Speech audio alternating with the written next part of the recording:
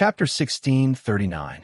After so many years, the founding generals of the Jin Kingdom were mostly dead. The mainstays of the army were the Right Deputy Marshal Fu Sanzhongyi and the Deputy Privy Secretary, and the Inhusher Lai Jining of Kaifeng. The two of them held high prestige in the army and could be said to be the pillars of the kingdom. Although they could barely be considered as Tang Kuobian's faction, that was because Tang Kuobian represented the imperial court.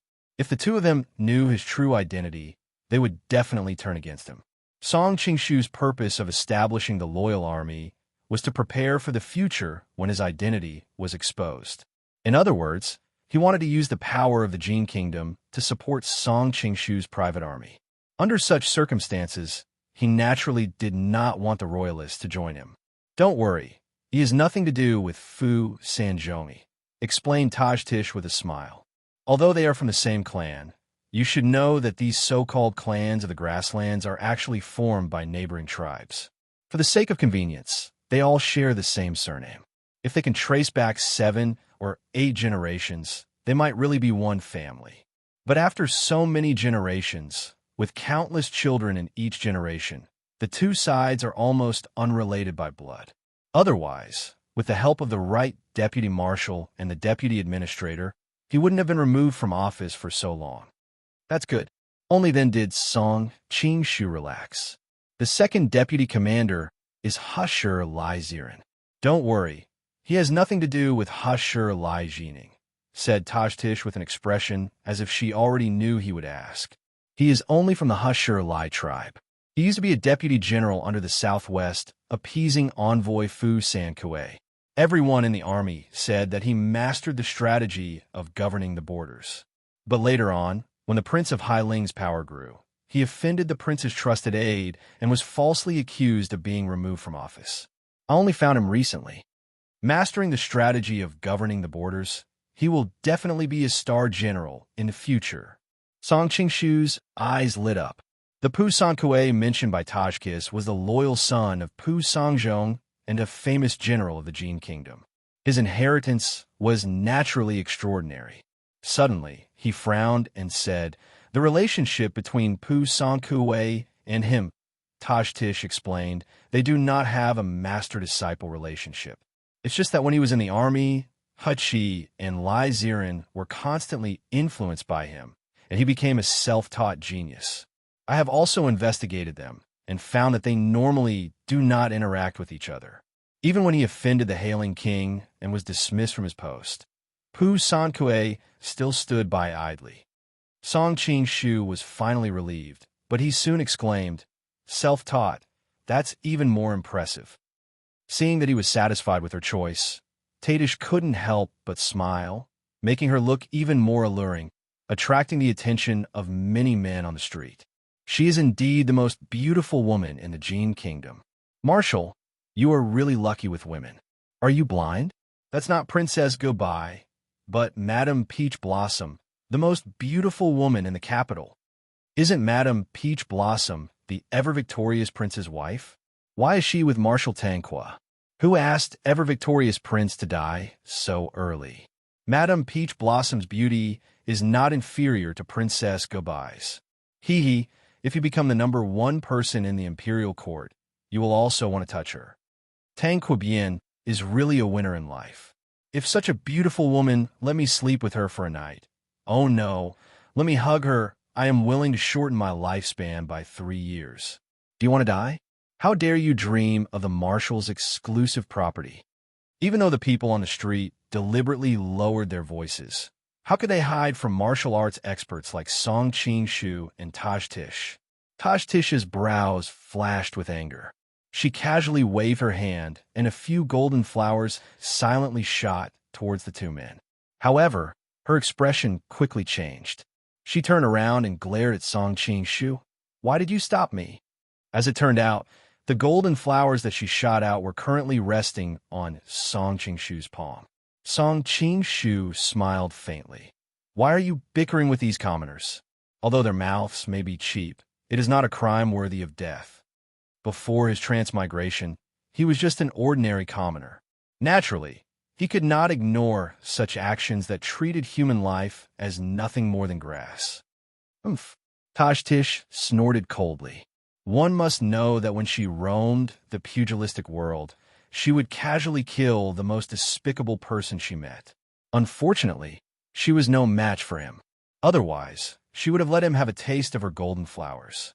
Song Qing-shu suddenly asked curiously, "It is reasonable for you to kill the one with the cheap mouth.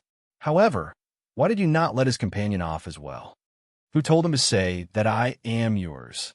Tajtish's frosty face suddenly flushed red. She immediately kicked her horse's belly and galloped forward. Taboo. Song Qing-shu smiled happily and hastily chased after her. All right. Let's continue our previous conversation. Tajtish's taut expression relaxed slightly.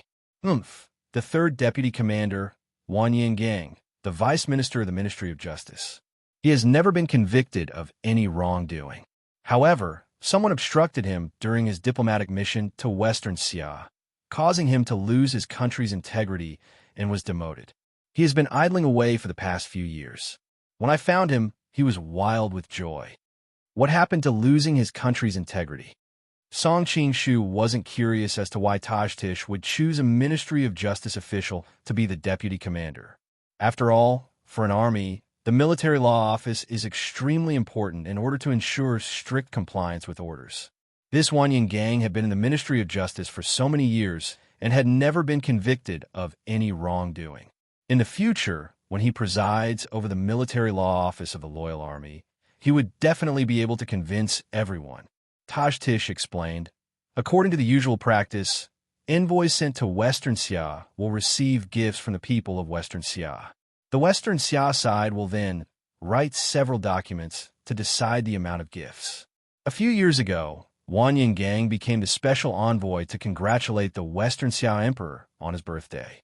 The emperor ordered him to bring 3 imperial edicts. However, Sun Chenyin, the vice minister of the left, wrote that the imperial edicts should be 1. As Wan Yingang has always been an official of the Ministry of Justice, he didn't know much about these matters. As a result, he brought 1 imperial edict to congratulate the Western Xia Emperor. This caused the Western Xia Emperor to be greatly displeased, and the Western Xia Emperor's reciprocation was also extremely negligent. When Wan Yingang found out about this, he was infuriated. All those involved were investigated. Although Wan Yingang was innocent, as the head envoy, he didn't submit a memorial in advance to correct his mistake. After listening to her explanation, Song Qing-shu couldn't help but have a strange expression on his face. This Wan Yingang is truly an unlucky child. He is indeed quite unlucky. Tajtish couldn't help but smile. The unhappiness caused by the previous 2 had vanished in a thin air. In order to ensure the degree of loyalty, I chose 3 deputy commanders from the Tang Kwa clan, Tang Kwa Hongda, Tang Kwa Xingrong, and Tang Kwa Minghui. All of them have held military positions in the past, but have never been promoted or demoted. However, they're all capable talents. Among them, Tang Kwa Hongda is good at defense, Tang Kwa Xingrong is good at archery, and Tang Kwa Minghui is good at ambushing. During this transitional period, letting the Tang Kwa clan's descendants take charge and stabilize the situation is also a good thing. Song Qing-shu nodded. However, there isn't a single Han among all these deputy commanders. Chapter 1640. Pay more attention to this aspect in the future and strive for Han officers to make up half of the officers. Although Song Qing-shu could use various methods to train these people to obey his orders, if they were all female enlightened beings, it would be hard to guarantee that there wouldn't be a commotion when they find out about his identity. If the majority of the officers were Han, it would be easier for them to accept his identity. However, he knew that this matter couldn't be rushed. After all, the Jin and Song dynasties had been at war for many years, and the Han people didn't have a good impression of the Jin. Those who worked for the Jin would be scolded as traitors. Under such circumstances, the truly talented Han people naturally wouldn't become officials. But it wasn't to say that there weren't any, especially for the commoners of the lower class. For the sake of survival, they could only join the Jin side. And it was among these commoners that there would often be some rare geniuses. After all, the tempering of life wasn't inferior to the nurturing of books. All right, I'll pay attention to it in the future. Tadish wasn't a fool and quickly guessed his worries. She understood that it was indeed necessary to increase the number of Han people. Right, did anyone from the Pucha clan get selected? Song Qing-shu suddenly asked curiously. As one of the three great clans of the Jin Empire, the Pucha clan definitely had no lack of talents. As for the Tuden clan, they were like fire and water due to Wan Yinliang. Unless absolutely necessary, he wouldn't use anyone from the Tuden clan. Thinking of the Tuden clan, Song Qing-shu couldn't help but think of the gentle and quiet consort of hailing, Tuden Jing. She was probably living a miserable life in the cold palace now. Tadish rolled her eyes in annoyance. The Pucha clan was previously imprisoned for treason. How would I dare to use them? Song Qing-shu collected his thoughts. The past is the past, and the present is the present. After this period of imprisonment, many in the Pucha family probably know what's most important. They'll cherish this hard-won opportunity even more. Tadish looked at him with a smile that didn't seem like a smile. In the end, isn't it because of that young lady from the Pucha clan? Song Qing-shu replied indifferently. You women will only subconsciously think of jealousy. How would you understand a man's heart and ambitions? The Pucha family is indeed a double-edged sword, but I'm confident that I can control them.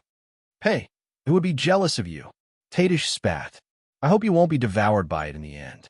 Song Qing-shu didn't mind at all. After saying so much, do you have any suitable candidates? Yes, the Pucha clan's Pucha Jun. Because he isn't of the clan leader's bloodline, he wasn't valued by the clan in the past few years. However, he is skilled in both the pen and the sword. A few years ago, he defeated the Song army at the border several times. This year, he was transferred back to the capital. In the end, he was implicated in the case of Pucha Ahu's rebellion and was imprisoned. During this period of time, Tajkis had been utilizing her position as the minister to frequently study the resumes of certain officials. It could be said that she was very familiar with them. Song Qing-shu immediately summoned an imperial guard and ordered, "Take my warrant and go to the prison and bring Pucha here." Yes. After the guard received the order, he turned his horse around and galloped away. Following that, Song Qing-shu summoned monk Wanyin Chun and began to explain the various matters of the loyal army to him. Just like that, they rushed towards the western outskirts of the city. Song Qing-shu only recognized monk Wanyin Chun. However, he didn't know that the few generals that Tajtish had found were also famous generals of the Jin kingdom in history. They weren't the least bit inferior to monk Chun. However, in terms of tragic endings, they weren't as famous as Monk Chen. The names of the three generals of Tang Qua's family were fabricated. Pusan Fan's original name was Pusan Kue, but Pusan Kue was the son of Pusan Zhongyi. It wasn't appropriate to add him to the loyal army in this book, so he was given a different name. The others were all famous generals of the Jin kingdom. At this time, in the Grand Preceptor's residence, Wanyan Zhongjia was consoling Pucha Qiucao in her room. Pucha Qiucao only responded intermittently, clearly having a lot on her mind. Suddenly, Pucha Elihu returned in high spirits. Good news, good news. Unfortunately, Pucha Qiucao's expression didn't change in the slightest. It was indeed difficult for her to be interested in anything now. Beside her, Wanyan Zhongjia sighed inwardly, but still cooperated and asked, "Mother, what's the good news?" Pucha Elihu smiled and said, "Big brother, Shi Jie, and the others have been released from the imperial prison." Ah! Pucha Qiucao finally turned her head and said with some disbelief, "My father and the others have really been released." Yes, not long ago, Wanyan Ping went to the imperial prison to read out the imperial edict. Pucha Elihu pulled over a stool and sat down. Sometimes, I can't help but admire Song. Ahem, Tang Bien for being a man of his word.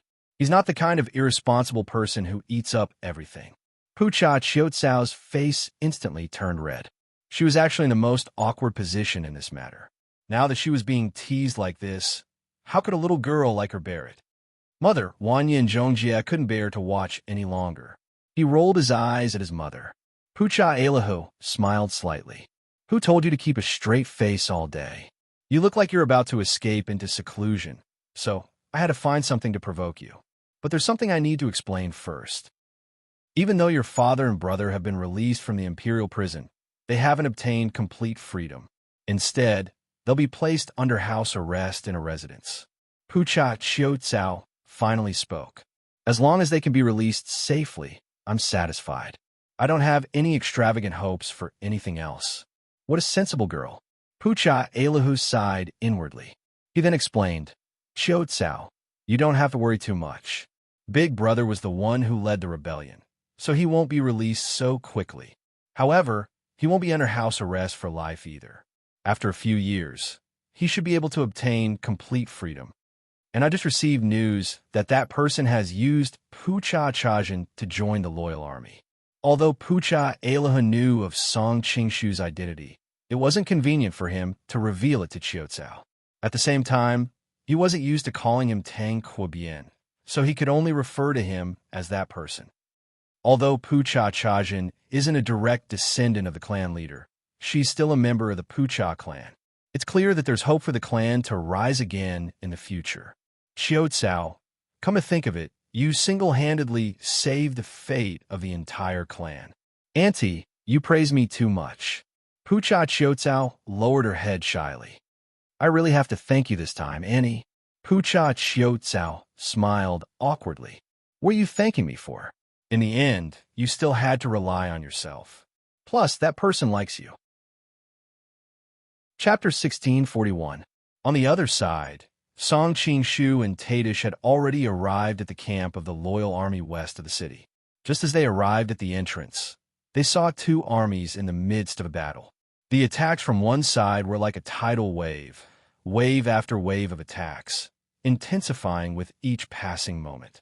On the other side, the attacks were as firm as a boulder, repelling wave after wave of attacks in an orderly manner without the slightest hint of chaos. Song Qingshu inwardly nodded in approval. In a war, the number of troops could vary. However, due to the battlefield's terrain, the number of troops that could be deployed at the same time was limited. Many mediocre individuals would lead an army of several 100,000, but only a few tens of thousands of frontline troops would be able to engage the enemy. A large portion of their strength would be wasted. Only a peerless genius like Han Xian would be able to mobilize the fighting strength of an army of several 100,000, splitting them into dozens of groups. Wave after wave, they would take turns to charge at the enemy's camp without the slightest pause. It was as though an army of several 100,000 was charging at the enemy's camp at the same time, until the enemy's camp was completely crushed. The crux of this was the problem of linking up in the middle. If there was even the slightest bit of ambiguity, it would be easy for the enemy to grasp the flaw and counterattack. Song Qingshu was a man who had been on the battlefield several times. With his insight, the attacking side could be said to be impeccable, not revealing any flaws that could be grasped. The defending side was even more impressive. Under such a tidal wave of attacks, their formation was not the slightest bit disrupted. Tadish came to his side and reported, the attacking side is commanded by Pusan Fan, while the defending side is commanded by Tang Kwa Hongda. One attacking and one defending, they are currently practicing. Song Qingshu couldn't help but exclaim in admiration, I can't help but admire your insight. If placed on the battlefield, these two would be world-shaking generals. Many thanks for the compliment. The corners of Tadish's lips curled up slightly. She didn't realize that a simple compliment from this man would actually make her feel happy from the bottom of her heart. Originally, Tadish intended to summon these mid-level commanders to meet with Song Qingshu. However, Song Qingshu stopped her and watched the entire drill with keen interest. However, Song Qingshu did not underestimate Fu Sanfan at all. After all, both sides had the same number of troops in the drill, and the defending side had an advantage over the attacking side. In a real battle, the attacking side was the one with the initiative. They would look for a suitable opportunity to strike, and, at the same time, they would not give the defending side a fair fight. Usually, they would surround and annihilate the defending side in a short period of time.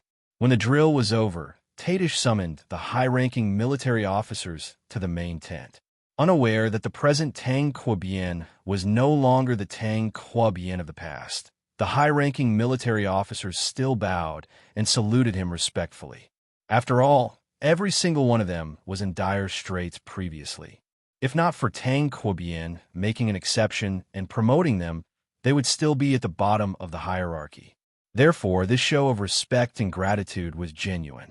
As these people paid their respects to Song Qing-shu, Tadish secretly introduced their names to him through telepathy, allowing him to match their names with the information in his mind. This way, he wouldn't be exposed if he mistook them for someone else.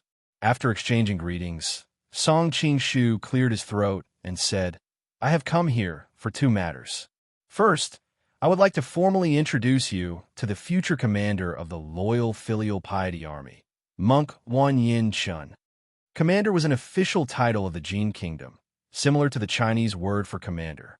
His words caused an uproar. These deputy commanders were all men of great ability. They had always thought that the position of commander would be chosen among them. Therefore, each of them gave it their all in a competition. Unfortunately, each of them had their own unique skills, and none of them could suppress the others. Deep down, they were secretly admiring each other. But now, an unknown person suddenly appeared out of nowhere to be their leader. Who could stand it? Tang Quobian's prestige was so great that they didn't dare to say anything. But towards Monk Wanyin Chun, they weren't so polite. Among them, Pusan Fan was the first to speak. "May I know what position this general held and what impressive achievements he had?" Tadish glanced worriedly at Song Qing-shu. She had always disapproved of the appointment of a leader out of nowhere.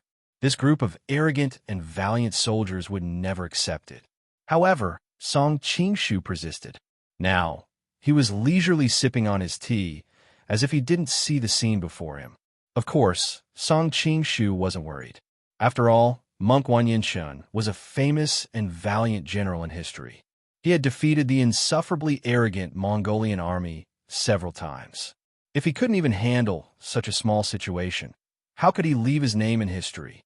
Seeing that he didn't show any signs of dissatisfaction, the deputy commanders were instantly emboldened and began to join in the ridicule. On the way, when Song Qing-shu mentioned to him that he wanted to promote him to commander of the loyal army, Monk Wanyin Chun had already expected such a situation.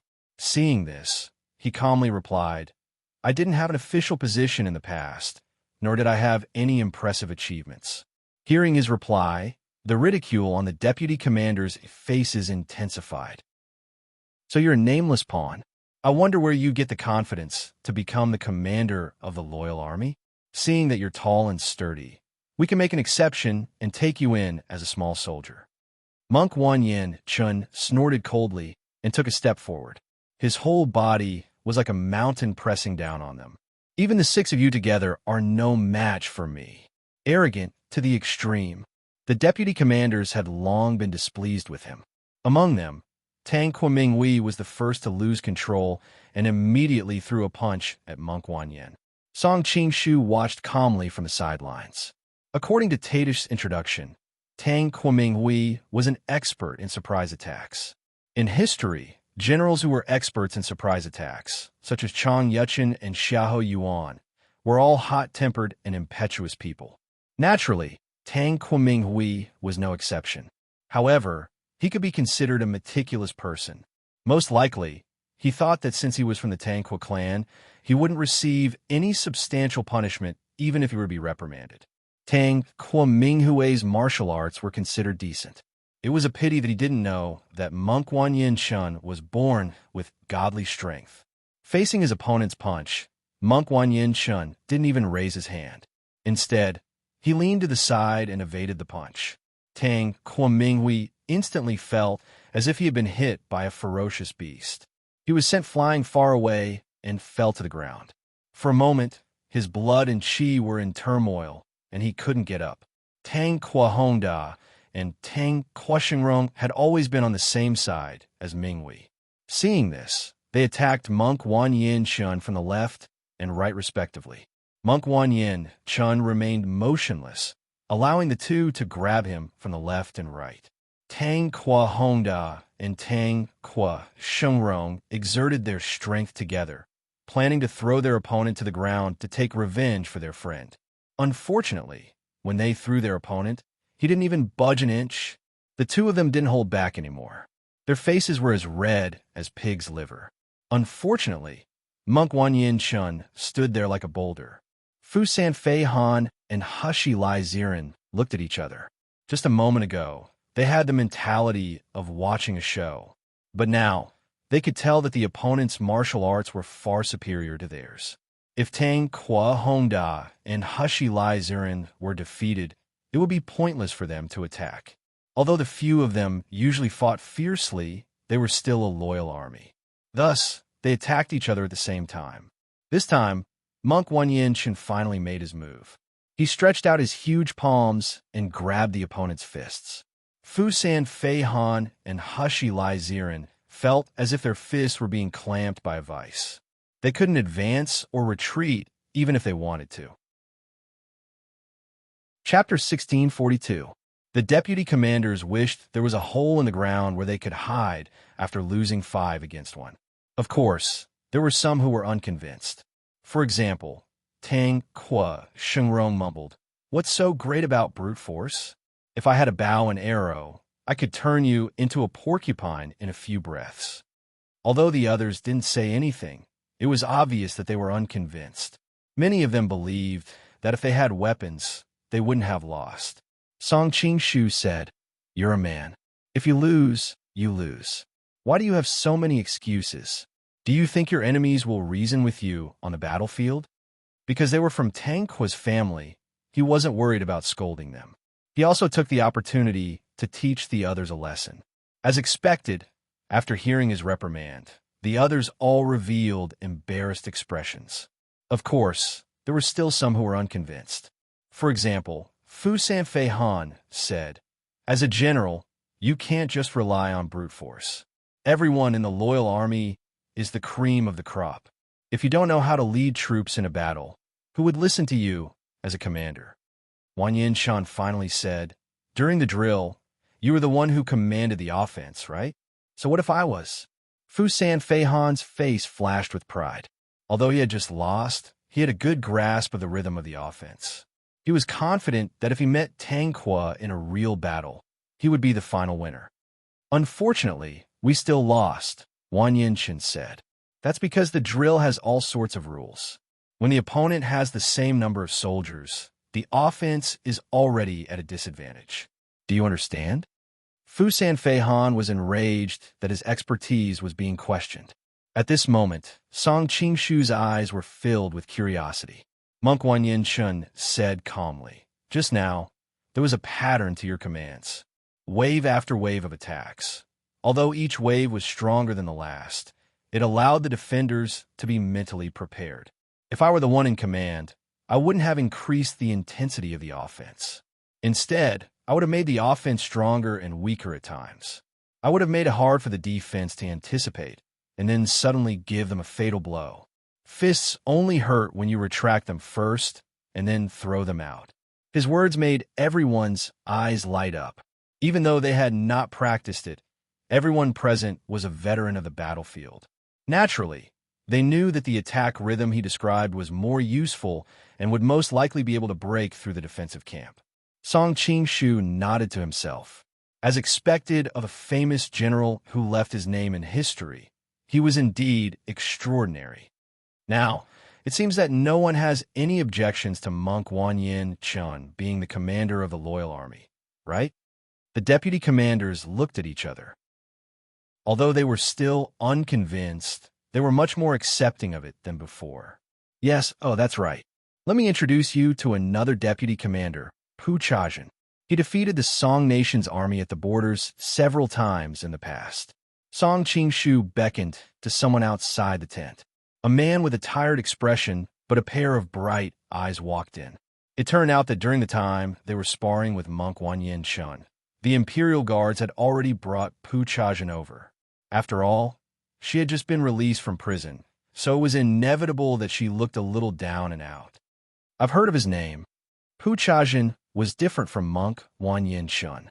He had been stationed at the southern border for a few years and was considered somewhat famous in the army. The other deputy commanders had more or less heard of his name. Greetings, everyone. Pu Chajin cupped his hands and greeted everyone. Finally, he bowed to Song Qing Shu and said, Senator Pu Chajin greets, Lord Marshal. Song Qing Shu stepped forward and helped him up. You were just innocently implicated. What crime did you commit? Don't mention what happened in the past anymore. In the future, do your best in the loyal army. At least I didn't let you out in vain. Thank you, Marshal. Pu Chajin looked at the man in front of him with complicated emotions. Originally, he had been imprisoned because of Marshal Wan Yinshun. However, he understood that he could not blame Marshal Wan Yinshun for this. Anyone else would have done the same. He had originally thought that he would spend the rest of his life in prison. Who would have thought that a decree would suddenly come down today that not only would he be absolved of his crimes, but he would also be promoted to the position of deputy commander of the loyal army. Everyone in the capital knew that the loyal army was a powerful army that no one dared to approach. Many princes and nobles wanted to send their sons into the loyal army to be ordinary soldiers, but they were unable to do so. Although he was a member of the Pu Chajin family, he had not enjoyed the slightest bit of kindness from the family head. Instead, he had been implicated. Now that Tang Kuo-bien had disregarded his former enmity and promoted him, even giving him an incomparably bright future, he felt as if he had fallen into a dream. Seeing how excited he was, Song Qing Shu patted him on the shoulder and said to the others with a smile, He's a newcomer after all, and he just went through prison. In the future, you guys should help him with the matters of the loyal army. Everyone nodded in agreement. Song Qing Shu then continued, I mentioned that I came here for two matters. Now, I will introduce the second matter to everyone. During this period of time, everyone in the loyal army has been receiving the highest salary in the army and eating the best meat every day. Countless people in the army have expressed their dissatisfaction to me. Why are you guys receiving the best treatment? So now, you need to prove your worth. The few deputy commanders were already filled with anger because they had lost to monk Wan Yin Shun previously. Now that they were provoked like this, all of them were extremely excited. As long as the marshal says it, we will not hesitate to go through water and tread on fire. Song Qing Shu nodded in satisfaction. Now that the Southern Song dynasty is about to launch a northern expedition, there is no need to worry about the right deputy marshal and the privy emissary overseeing the south. However, the western Sichuan is beginning to stir. So, I have decided to send the loyal army tomorrow to take down Daisen Pass in Shengyuan. This will cut off Sichuan's gateway to Sichuan. We will not let you down. The group of people have been down and out in the bureaucracy for so long that they had long wanted to make a name for themselves. Now, they were all like starving wolf cubs. Song Qing Shu was very satisfied with their enthusiasm. He then continued, The loyal army has only been established for a short period of time. There is not enough time for us to do too much training. We can only train by fighting on the battlefield. The difficulties involved in this can only be overcome by everyone working together. The commanders nodded solemnly. They were also aware of the huge risks involved. If their subordinates were ordinary soldiers, they would have given up long ago when they heard that they were going to train by fighting. After all, in the past thousands of years, only a freak like Han Xin had been able to train a motley crew of peasants into elite soldiers in such a short period of time. But now that the loyal army was made up of elites from the various armies, they had the confidence to give it a try. Song Qing Shu returned to the marshal's seat and slowly said, I have never interfered with the daily training of the loyal army. But there is only one principle that you must follow. Chapter 1643. Song Qing Shu said meaningfully, that is to strictly obey orders. The generals secretly heaved a sigh of relief. They thought it was some difficult requirement. For any elite troop, strict obedience was the most basic requirement. He knew that they did not understand his point, so he continued, Don't think that it's easy. What I'm asking for isn't a simple order. I want you to ensure that the loyal army will carry out every order of mine, no matter how ridiculous it is. If you can't do this, don't blame me for being merciless. Yes, everyone's heart skipped a beat. Wan Yin Chun, who was well-versed in both the pen and the sword, thought more. He had read the story of how Hun Nu Mao Dun trained his soldiers. He wanted his soldiers to shoot wherever he wanted them to, and those who didn't would be executed. In the end, he first shot his beloved horse, then his beloved concubine, and finally trained his soldiers to obey his every command. Finally, he shot his arrow at the great Khan's father. Could it be that the marshal is disloyal? Wan Yin Chin's heart skipped a beat, but he quickly suppressed this thought. After all, everything he had was given to him by the marshal, so he naturally had to go through fire and water for him. Moreover, he was now deeply branded with the marshal's mark. If the marshal were to fall in the future, he and his men would also die without a burial ground. Everyone's interests were tied together, so they naturally had to do their best to serve him. Following that, Song Qing-shu explained the various plans after arriving at Fengxiang Prefecture in detail to the generals. As for the matter of Wu Shi surrendering in secret, he did not tell them in order to keep it a secret. He only revealed it to monk Wan Yin Chun and asked them to inform the deputy commanders before attacking Shang Yuan and his Sangguan. When Song Qing-shu and Taj Tish came out of the barracks, the sky was already dark. As they rode side by side, Taj Tish couldn't help but sigh. I thought my foresight was pretty good, but it's still worlds apart from yours. That Wan Yin Chun wasn't famous before, but I didn't expect him to be well-versed in both the pen and the sword. I can foresee that he will be a famous general whose name shakes the world in the future. I don't know how you picked him at a glance. Song Qing-shu smiled. It's a secret. He couldn't possibly tell her that he had an omniscient cheat because he was a transmigrator. Seeing that he did not speak, Tajkis secretly snorted, pretending to be profound. It's getting late.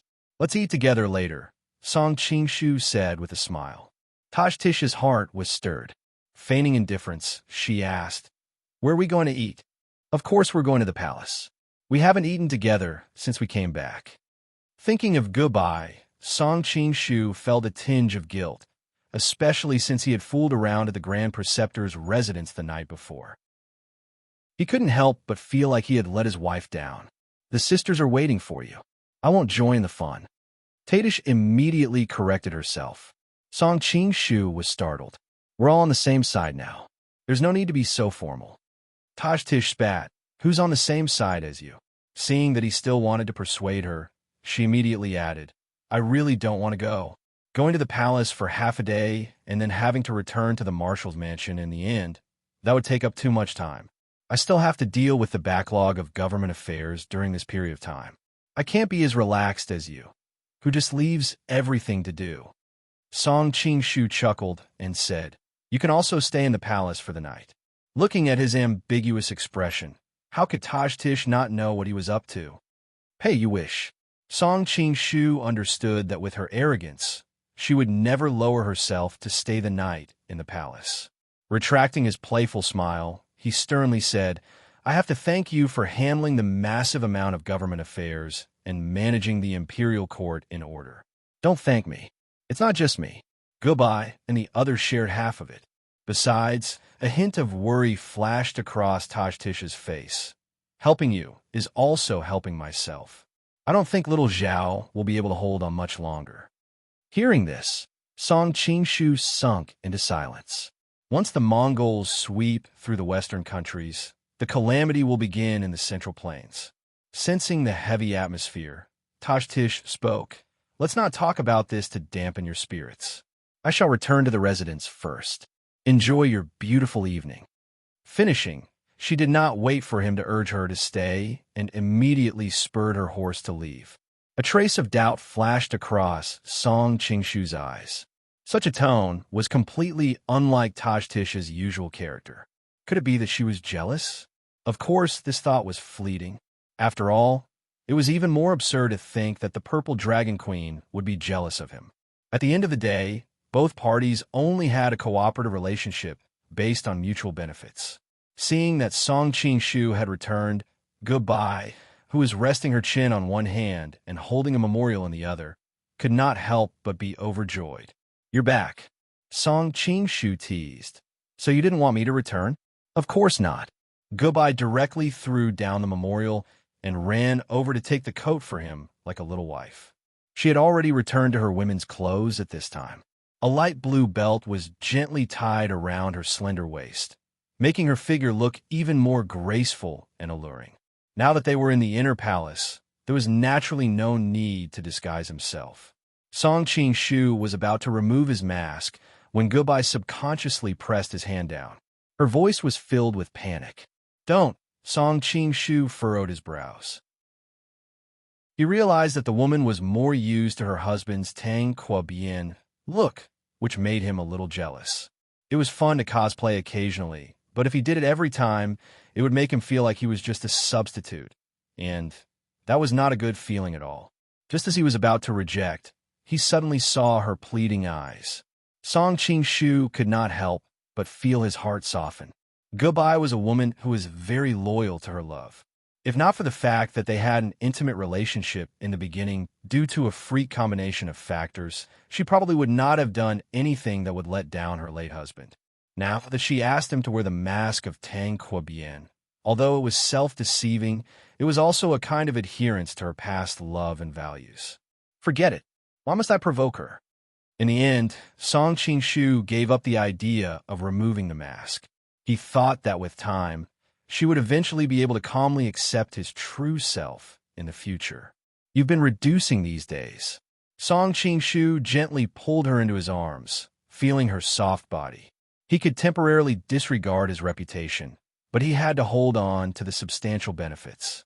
Being hugged by him, Goodbye's body trembled, but she quickly relaxed. She gently pressed her face against his chest and hugged him tightly, as if she was feeling the breath of her husband. Chapter 1644. Goodbye was thin-skinned and could not withstand such teasing. She quickly pushed away the man next to her and got out his arms. She said in a panic, "Why are you here?" Wan Yanping rolled her eyes at her. "Jie, you're really distracted. You were the one who called me over to eat." Goodbye finally remembered that this was indeed the case. In her panic, she had forgotten about this. She quickly called the palace maid over with a red face. "You can serve the dishes now."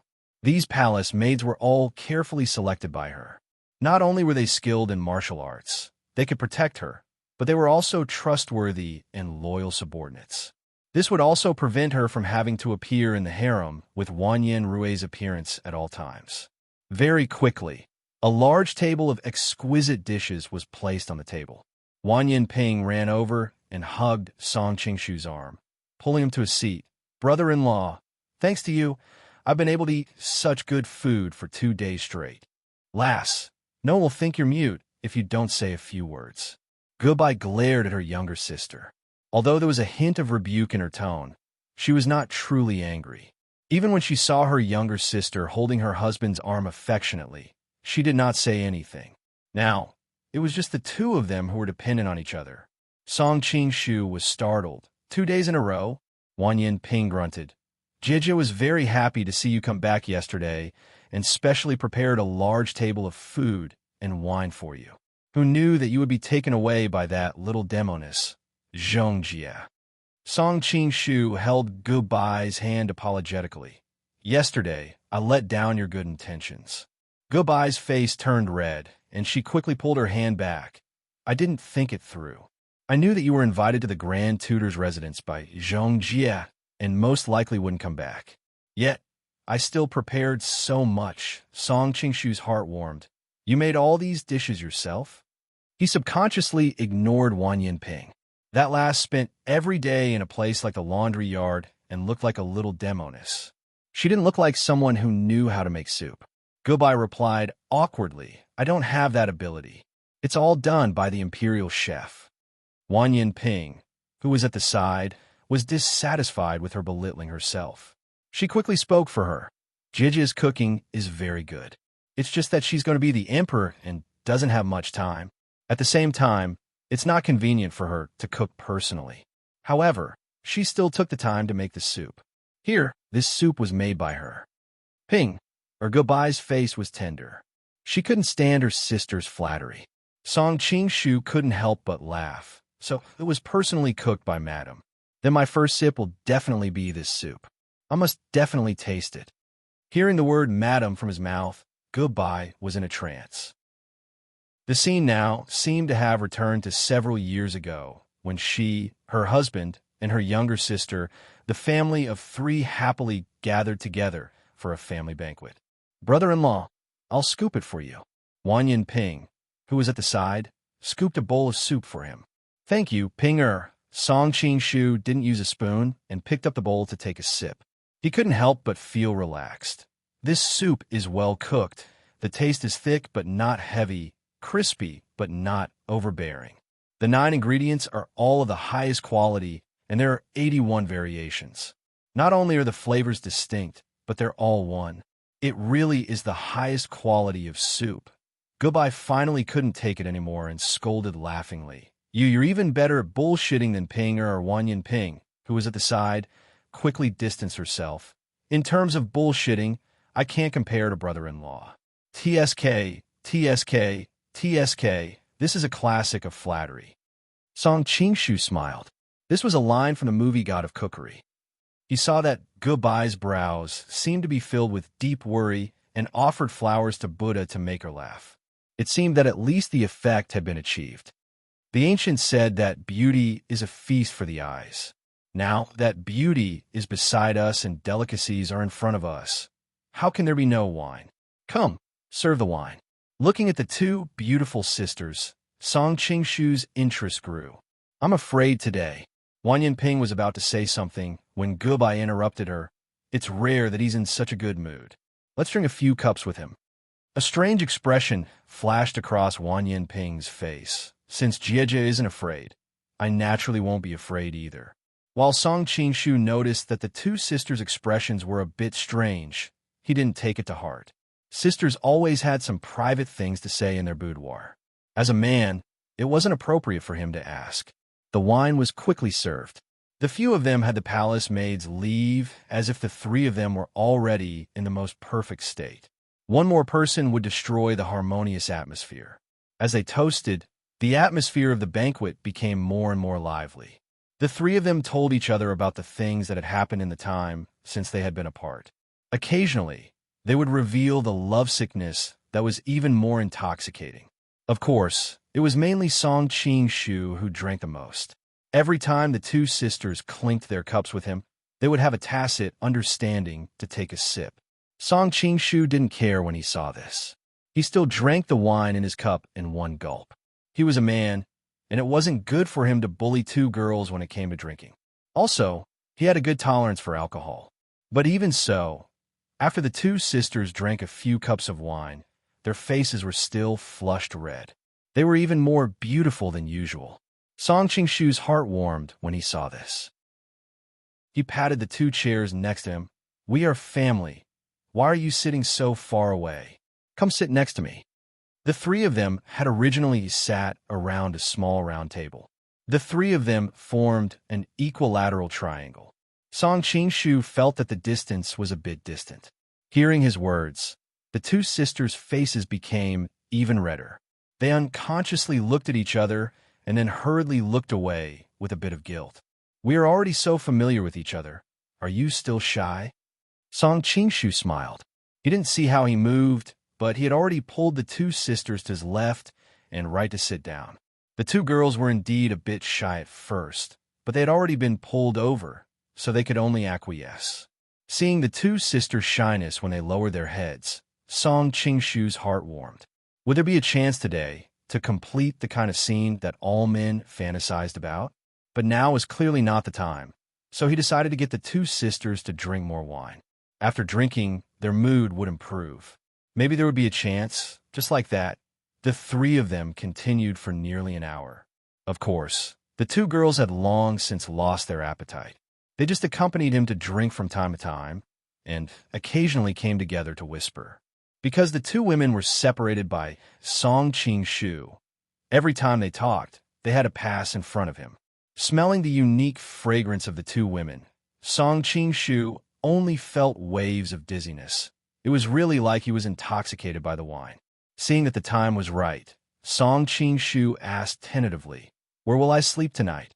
Goodbye giggled, and Wan Yinping also stared at him with a strange expression, causing Song Qing-shu to feel a bit guilty.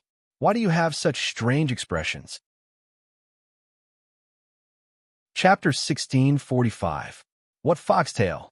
Song Qing-shu's heart skipped a beat, but on the surface, he still tried to maintain his upright image. You just tried so hard to persuade sister to drink with me. Do you really think we don't know what you're thinking? Wan Yinping teased. Song Qing-shu couldn't help but become angry. Since you know, why are you pretending not to know? Watch how I teach you a lesson. Song Qing-shu made up his mind. He put his arm around the waist of the two girls and walked towards the dragon bed without saying anything. The two sisters were already a little drunk. Now, their faces were red and their heads were lowered. Even the lively Wan Yinping didn't say anything. Song Qing-shu was delighted. There's a way. He carried the two girls to the dragon bed. He pretended to be drunk and fell onto the bed with them. Worried that they would be embarrassed, he didn't forget to wave his hand. The burning candles in the room were all extinguished, and the whole room was plunged into darkness. Aya, brother-in-law, you touched the wrong place. Sister is over there. That's right. Pinger, he's bullying me too. You played me like a monkey. Now, I'm going to make you pay. Woo-woo. The room was filled with sounds that would make any man's blood boil. However, Song Qing-shu quickly cried out in alarm. He hastily stretched out his hand and used the scorching power of his solitary yang finger to light the candles in the room. At that moment, the two sisters' hair was in a mess. They covered their chests with their messy clothes and looked at him with ridicule. You're having that? Song Qing-shu was so depressed that he almost vomited blood. He had finally thought that he could get what he wanted. Who knew that he would encounter the headache of all men? Wan Yinping giggled and said, Otherwise, why would sister and I allow you to fool around and get us on the bed together? Gobai also looked at him bitterly. You're really a bit of a pervert. How could you have such an absurd idea? Song Qing-shu's head suddenly swelled. Not only did he not catch the fox, but he also felt hot all over. Why did you two come together so coincidentally? I remember that you two didn't live together in the past. No wonder the two women looked embarrassed before they drank. It turned out that this was the reason. His words immediately angered the two sisters. They picked up their pillows and began to throw them at him. It turned out that Song Qing-shu had forgotten that this was ancient times. It was common to discuss menstruation with one's girlfriend, but in this era, it was the most private and shameful thing for a woman. However, how could the two girls be a match for Song Qing-shu's dragon claw hand? They were quickly defeated by his hands and could only cry out and beg for mercy. Finally, under Song Qing-shu's interrogation, Wan Yinping finally replied in a small voice, embarrassed. It was originally different, but sometimes women's matters come a few days earlier and sometimes a few days later. This time, I happened to be together with my sister. She came a few days ago, and I just came yesterday. Sharing this kind of most private matter with a man, the iron-blooded little queen of the laundry yard who is usually as shy as a quail now. You caused me so much trouble. Song Qing-shu was so angry that he spanked the two girls' buttocks. The two girls didn't get angry. Seeing his body that was about to explode, Gobai couldn't help but giggle. Why don't I summon a concubine to come and serve you? Song Qing-shu looked at her in shock. The concubines in the back palace are all your sisters-in-law. You want them to serve me? Gobai exclaimed. I forgot about that. What does that matter? Wan Yinping curled her lips. She really did come from a dark place like the laundry yard. The rules of the grasslands have always been that brother will always be connected, father will always be connected. Even if the father passes away and the son inherits the throne, he can use any concubine his father had before he died, unless it's his own mother. No one would think there's anything wrong with that. Gobai and Song Qing-shu looked at each other. It was clear that they were thinking the same thing. The words brother will always be connected made the two think that Tranquil was his sworn brother.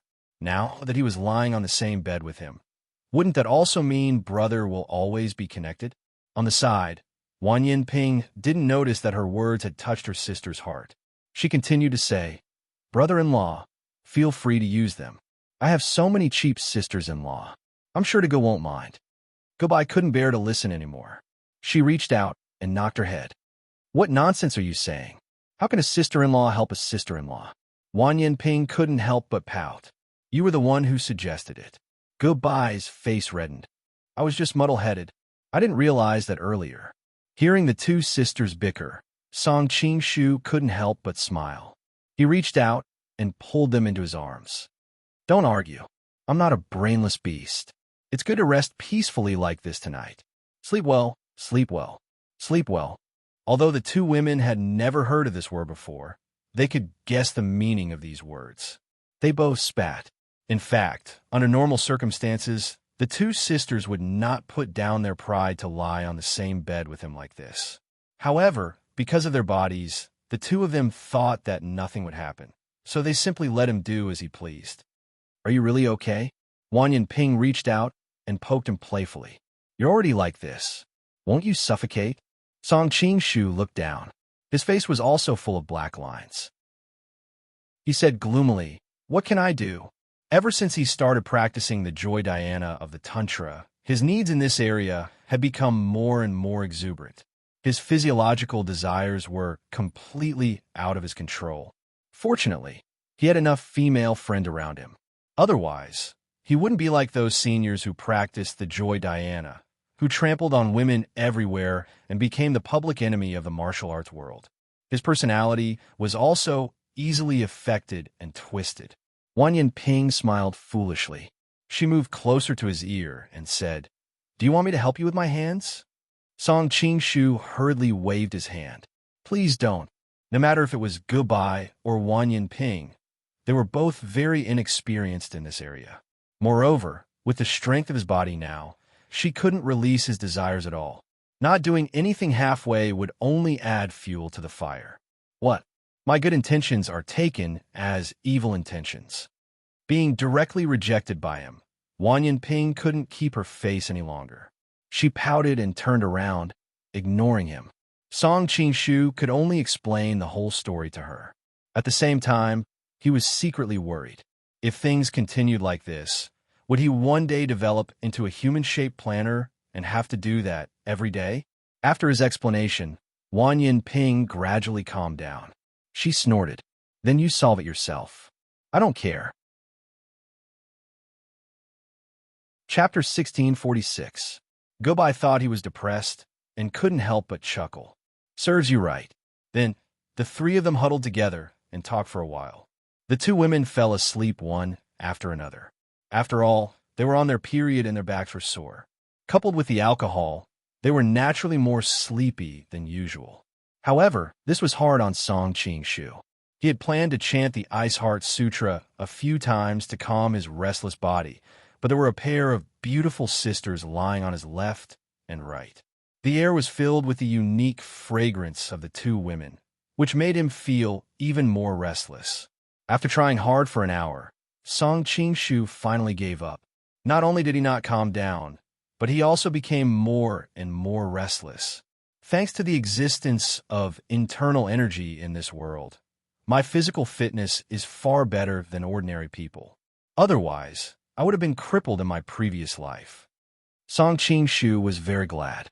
Feeling that it couldn't go on like this, Song Qingshu gently picked up Wan Yinping's arms and thighs and put them aside. He put on his clothes and went out to walk in the Imperial Garden. Although they are biological sisters, their temperaments are completely different. Song Qingshu couldn't help but laugh. From her sleeping positions, it could be seen that Gobai was so gentle and virtuous even when she was asleep.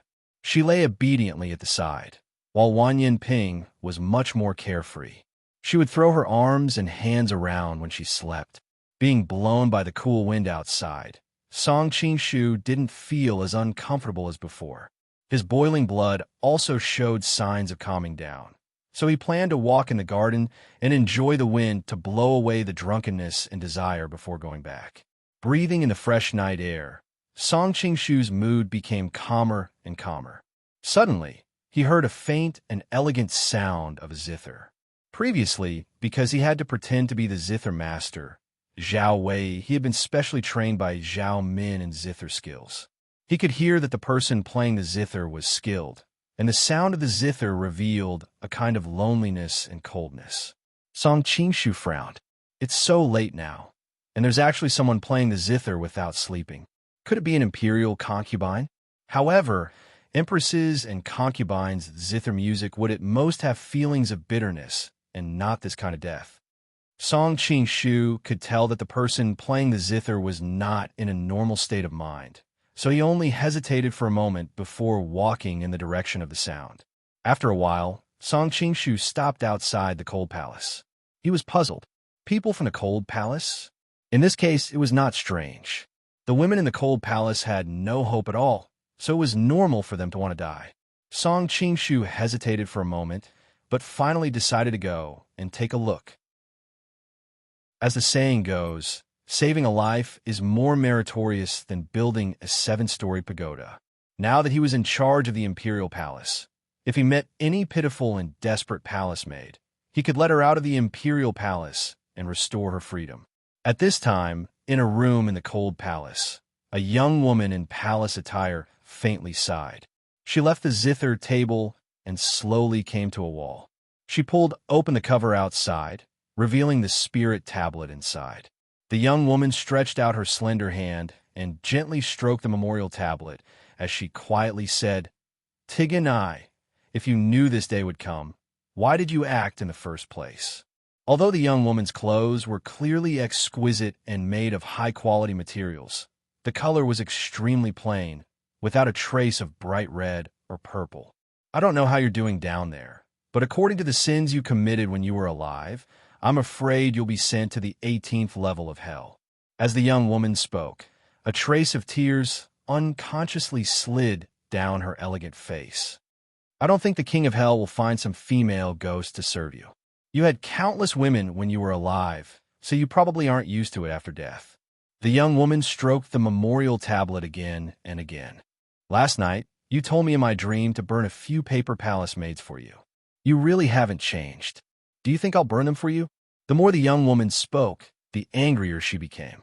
She pretended to smash the memorial tablet on the ground, but in the end, she couldn't bear to really do it.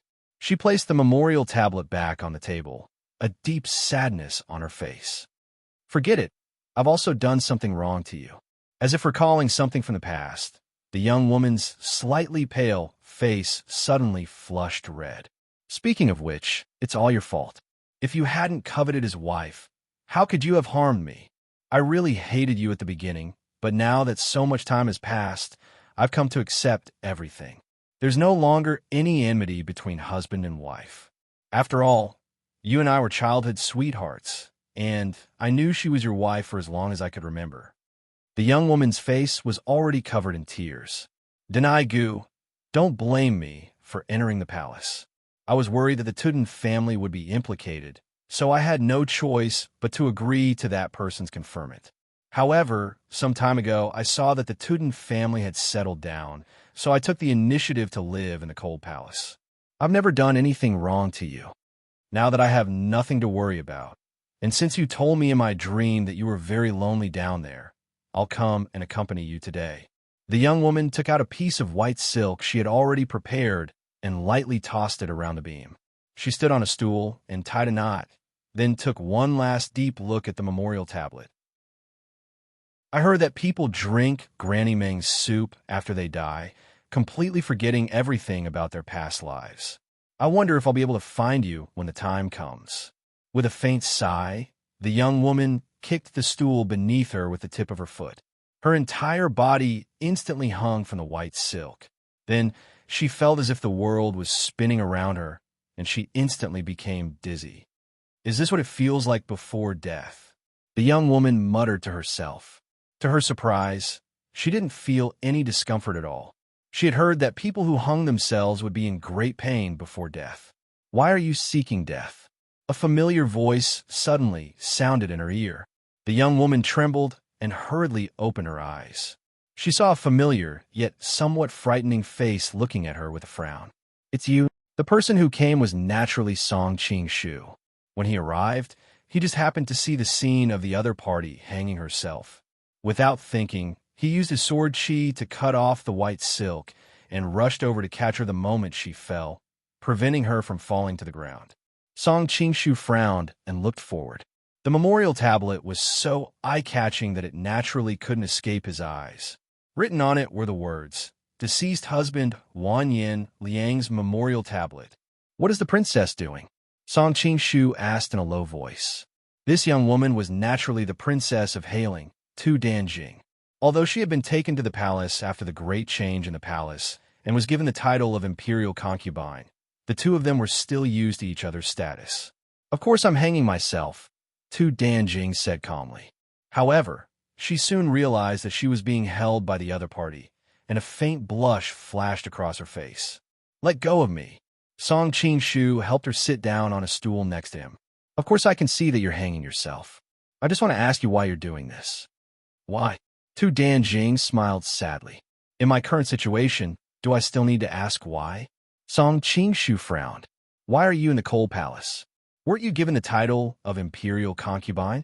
Is someone deliberately suppressing you?" He was suspicious. Logically speaking, with Gobai's personality, he wouldn't do such a thing. Could it be Tadish or Wan Yinping? Tu Danjing shook her head. "No one is suppressing me. I was the one who asked to live in the cold palace. Everyone in the capital knows that I'm the princess of Hailing. I really can't stay in the harem with peace of mind. Since you're willing, why are you seeking death?" Song Qingshu asked again. Chapter 1647. Song Qingshu raised his head and looked at the memorial tablet in the morning hall. "Because of Wan Yinliang?" Tu Danjing turned her face to the side and did not answer him. Song Qingshu didn't mind and walked over to the memorial tablet. "Wan Yinliang and I have a deep hatred for each other. How can I let him enjoy a peaceful memorial?" As he said this, he picked up the tablet and prepared to smash it. "No!" Tu Danjing exclaimed and wanted to take the memorial tablet back. Unfortunately, the other party raised his hand high up. So how could she get it back? She could not help but be angry and anxious. Although he wronged you in the past, you also took your revenge. Moreover, he is already dead. What else do you want? Her first reaction was that Wan Yinliang had bullied Gobai. However, Song Qingshu did not tell her the truth, so she always thought that Gobai had been bullied. Even if he dies 10,000 times, he will not be able to repay what he did. Just these few words make me unhappy. Song Qingshu simply made the best of it and continued to act like he had a deep grudge against Wan Yinliang. However, in the end, he did not have a good impression of Wan Yinliang. Tu Danjing did not know what to say at this moment and could only plead helplessly, "Please, give it to me," because she wanted to snatch the memorial tablet from Song Qingshu's hand. Tu Danjing's whole body was almost pressed against Song Qingshu's body. She kept jumping on her tiptoes, trying to get the memorial tablet back. However, she did not realize that their bodies were constantly rubbing against each other. Feeling her soft and exquisite body, Song Qingshu's fire that had just calmed down rose again. "It's not that I can't give it to you, but you have to promise me something." Tu Danjing's heart jumped. "What is it?" Song Qingshu smiled slightly. "Why do you ask when you already know the answer?" Seeing the other party's aggressive gaze, Tu Danjing's heart could not help but tremble. She said in a panic, "No, I can't do anything that will let Diga and I down. It seems that Princess has the same idea as me." Song Qingshu laughed mockingly. Tu Danjing blushed and spat. "I didn't." After a pause, she bit her lip and said, "With your current status and power, you can have any woman you want. Why do you always provoke me?" Song Qingshu pulled her into his embrace and whispered into her ear, "Because you are Wan Yinliang's princess." "You." Tu Danjing couldn't help but get angry and wanted to scold him. Who knew that just as her red lips opened, he would kiss her? Tu Danjing tried to push away the man on top of her, but how could she? After a long while, Song Qingshu finally released her lips in satisfaction. Looking at the panting Wang Fei, he reached out to brush her moist lips. "Don't you feel that there is no meaning in living? Then I'll find something interesting for you." Finishing, he lifted her up and put her on the table. Tu Danjing panicked. "Hey, what are you going to do?" Unfortunately, the other party didn't have time to respond to her. Feeling the oppression of the other party's masculine aura, Tu Danjing said with a sobbing tone, "Even if you want to, don't do it here." She knew that it was difficult for her to resist him. Moreover, the two of them had done it more than once or twice, so she wasn't that resistant. However, in front of her husband's morning hall, she felt strange. A playful smile flashed across Song Qingshu's face, and he directly untied the belt on her skirt. "It's not interesting if we're not here." When Wan Yinliang was in power, he loved to bully the wives and daughters of others. How could he expect that one day he would suffer the same pain? A trace of shame and indignation flashed across Tu Danjing's face, but she couldn't help but tremble in the depths of her soul. Originally, she wanted to put down her husband's memorial tablet, but at this time, she had nowhere to put it in the air. If she threw it aside, she was afraid that it would break, so she could only hold it tightly in her hands. The alternating physical and moral torment made her body several times more sensitive than usual. Soon, she collapsed after an unknown amount of time. Song Qingshu left the cold palace contentedly. His restless heart, which had been restless for the first half of the night, finally calmed down. As for Tu Danjing, she once again experienced the most wonderful things in the world. She probably wouldn't be willing to commit suicide for a while. Song Qingshu's actions just now weren't entirely to vent the evil thoughts in his heart.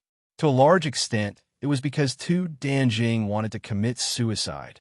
Although he could arrange for palace maids to take care of her, if she really wanted to commit suicide, there would always be an opportunity. He could only think of a way to dispel her thoughts. Seeing her silently shed tears in front of her husband's memorial tablet, he quickly understood that she wanted to commit suicide to accompany her late husband. Therefore, he took advantage of the situation and did such a thing. Presumably, she wouldn't have the courage to commit suicide to face Wan Yinliang for the time being. But it seems like I'm becoming more and more like a villain. If it was in the past, Song Qingshu might have a psychological struggle. But now that he had been in a high position for a long time, his mentality was very different from before. He knew very well which women needed his love and protection, which he needed to protect, and which he only needed to enjoy their bodies and didn't need to worry about their thoughts. Obviously, Tu Danjing belonged to the second category. After returning to his bedroom, the Goodbye sisters were sleeping soundly. Song Qingshu guiltily climbed onto his bed. Fortunately, he didn't wake the two of them. After tossing and turning for half the night, he quickly felt sleepy and fell into a deep sleep.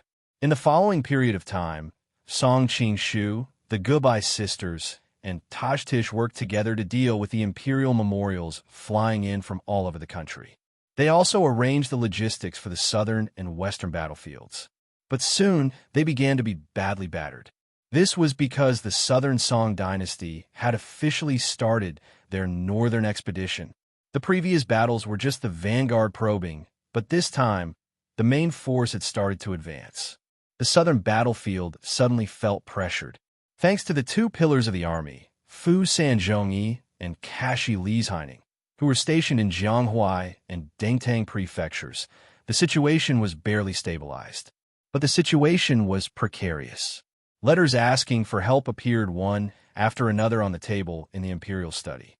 To make matters worse, in the eastern battlefields, in order to cooperate with the Southern Song dynasty's northern expedition, the Redcoat army had also started to attack the Jin kingdom. At that time, the imperial court had sent Fu Sanzhongyi's grandson, Fu Sananjin, to lead an army to contain the Redcoat army in Hebei. Fu Sananjin came from a family of generals and could be considered an outstanding general. In the end, the two sides fought several times. Fu Sananjin was defeated by the Fourth Lady, Yang Niaozhen, and lost several prefectures and counties. This Yang Niaozhen is really a genius. Not only Song Qingshu, but the other women also had the same thought. Not only did this woman dominate the world with her pear blossom spear, but she was also an expert in battle. From time to time, the image of the other party using her legs as a spear appeared in his mind. Song Qingshu forced a smile and suppressed some of his random thoughts. Then, he began to arrange a countermeasure. Fortunately, he had a plan not long ago. He secretly sent someone to inform Liao Xiao Guanyin, and Zhao Min, asking them to send troops to attack the Redcoat Army's lair. After all, the Redcoat Army was active between Tang Mountains and Hebei. They had always been in conflict with Liao. Now that Liao had taken the opportunity to send troops to expand their territory, it was understandable. Since Liao had already sent troops, the threat of the Redcoat Army had been resolved. Next, there was another problem. That was, the Golden Snake Battalion had also started to move out as promised. They were going to cooperate with the Southern Song Dynasty's northern expedition. Chapter 1648. Dongfang Muxiwe mobilized an army to attack the Golden Snake Battalion from the south, giving Agio an excuse to return to the north. Of course, the two sides would not really fight, but tacitly stayed in a stalemate in Hebei, giving Song Qingshu time. Unlike the southern front, the western front had good news. Monk Wanyin-chun led the loyal army to Fengxiang Prefecture, and Sun Puchajin led the army to break through Xingyuan. General Wang, she led the army to fight, but in the end, Wu Shi ordered a retreat, and the Song army was defeated. Wu Shi then ordered the burning of Heqi and the retreat of Qingye. Xingyuan Governor Wu Qiusi led a large number of troops to guard the pass, but when Monk Wanyin-chun led the army to the pass, Wu Shi secretly ordered a retreat. Wu Qiusi's army was defeated, and Monk Chen broke through the pass. Subsequently, the loyal army broke through Fengzhou, Qingzhou, Shihe Prefecture, and Jiezhou with irresistible force. The land north of Sichuan, Gansu, and Shaanxi all fell into the hands of the Jin. In less than a month, they had achieved such great results. Although Wu Xian's coordination was partly due to them, it also proved the fighting strength of the loyal army and the abilities of the generals. Song Qingshu ordered Tang Kuo and Hongda, who were the best at defense, to stay at the western front and continue to control the various choke points out of Sichuan. He then mobilized the loyal army along the Han River to support Dengzhou and Tangzhou via Shangyang. He then bid farewell to the Gubai sisters and led the army to support the Jianghuai front with Tajkis. The reason why he brought Tajkis was mainly because Song Qingshu was worried that something might happen and he had to deal with it. Tajkis could continue to disguise herself as Tang Kuobian and hold the fort in Jianghuai. What do you think happened to Ling Huchong? Why did he betray the southern Song and collude with the Jin? This was something that Song Qingshu could not understand.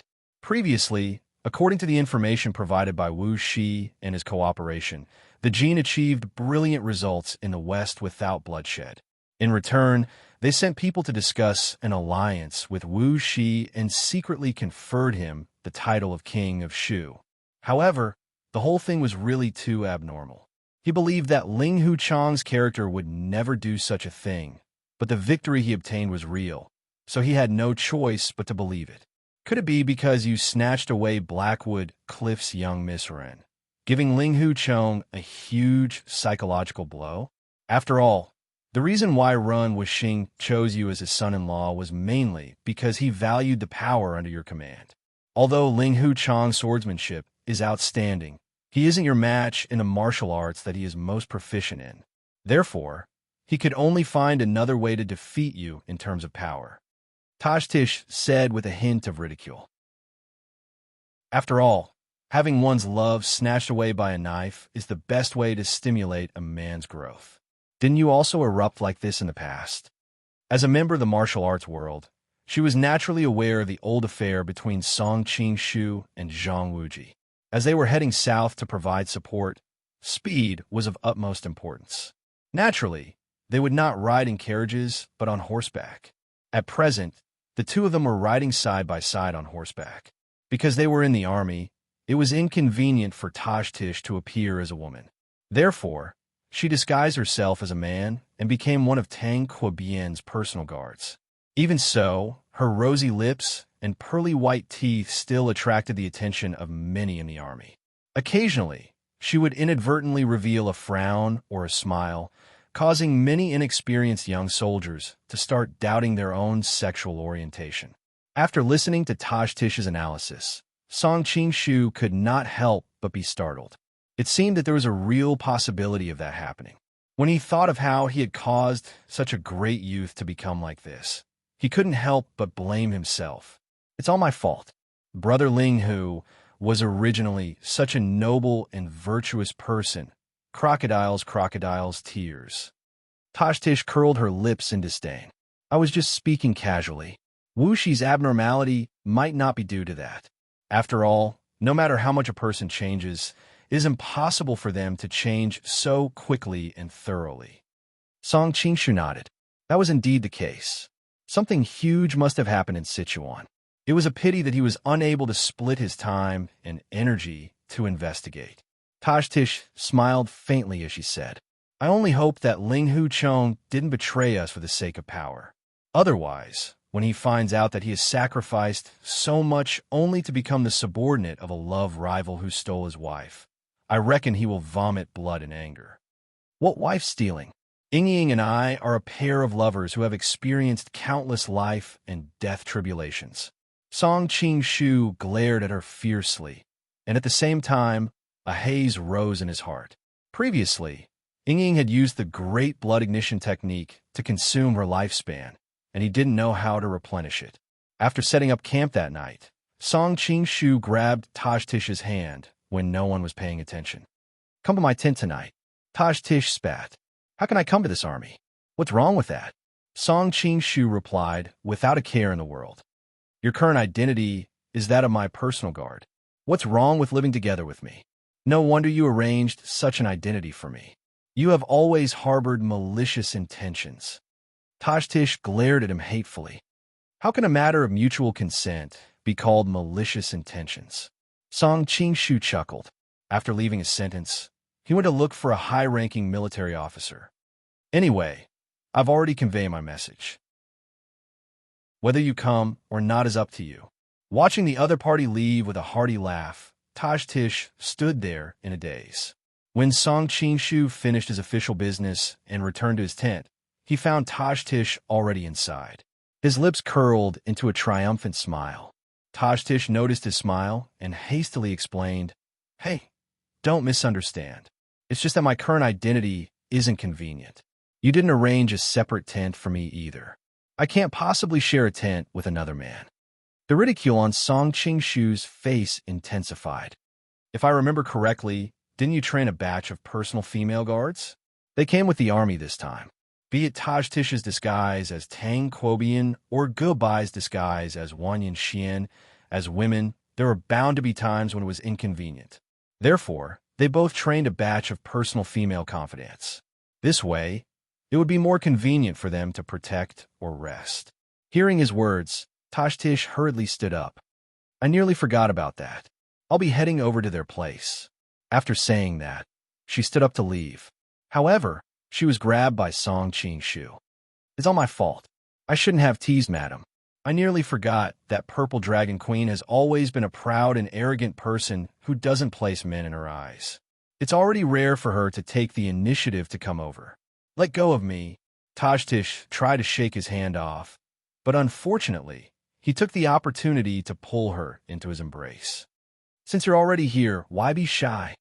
Song Qingshu moved closer to her ear and whispered, Why is Madam still as shy as a little girl? I knew you despised me for being old. Tashtish harumphed. However, she was inwardly surprised. Why did it sound like she was acting coquettishly?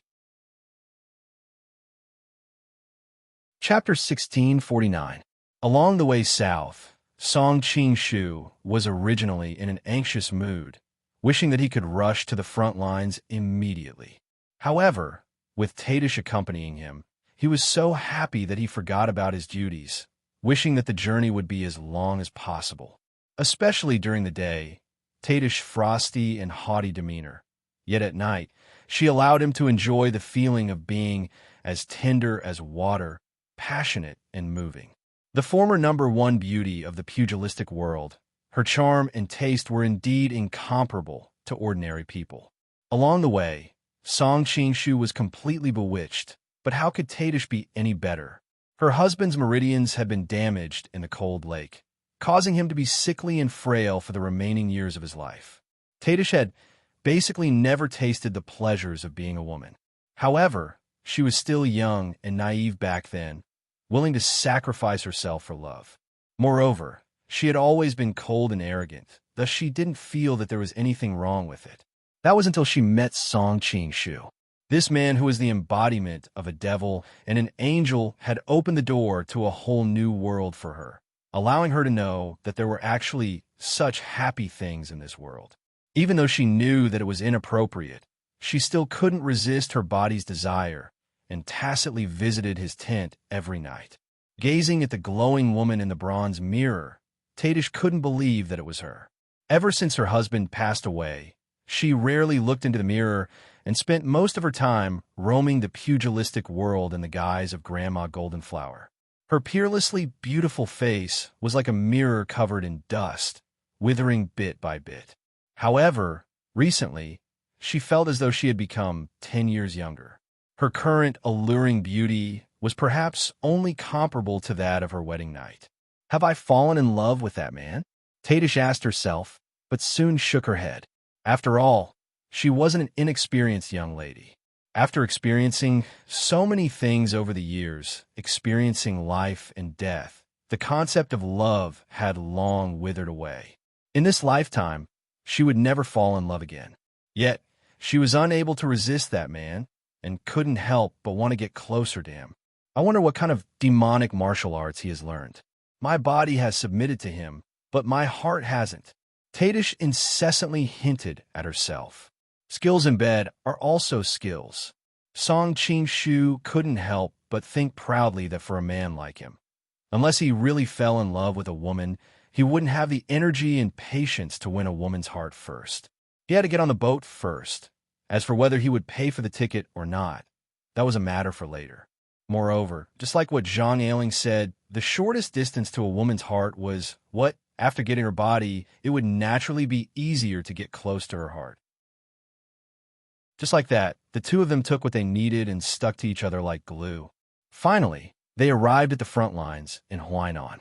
The southern commander of the Jin army, Fu Sanzhongyi, led a group of senior officials out of the camp to welcome him. As for Hashur Lai Jining, he was in charge of the defense of the Dangtang region and did not appear. Song Qing-shu was not one to put on airs. Moreover, the military affairs were tense at the moment, so everything was simple. He politely declined the reception and went straight to the commander's tent. First, the imperial edict of Wanyan she was read out by his entourage. The gist of it was that Tang Kuo-bian had come with reinforcements and was also in charge of the southern front lines. Fu Sanzhongyi was initially dissatisfied, worried that Tang Kuo-bian would ruin the state's affairs. However, in terms of official rank, Tang Kuo-bian was the marshal, while he was only the deputy marshal. He could not allow Tang Kuo-bian to be his assistant.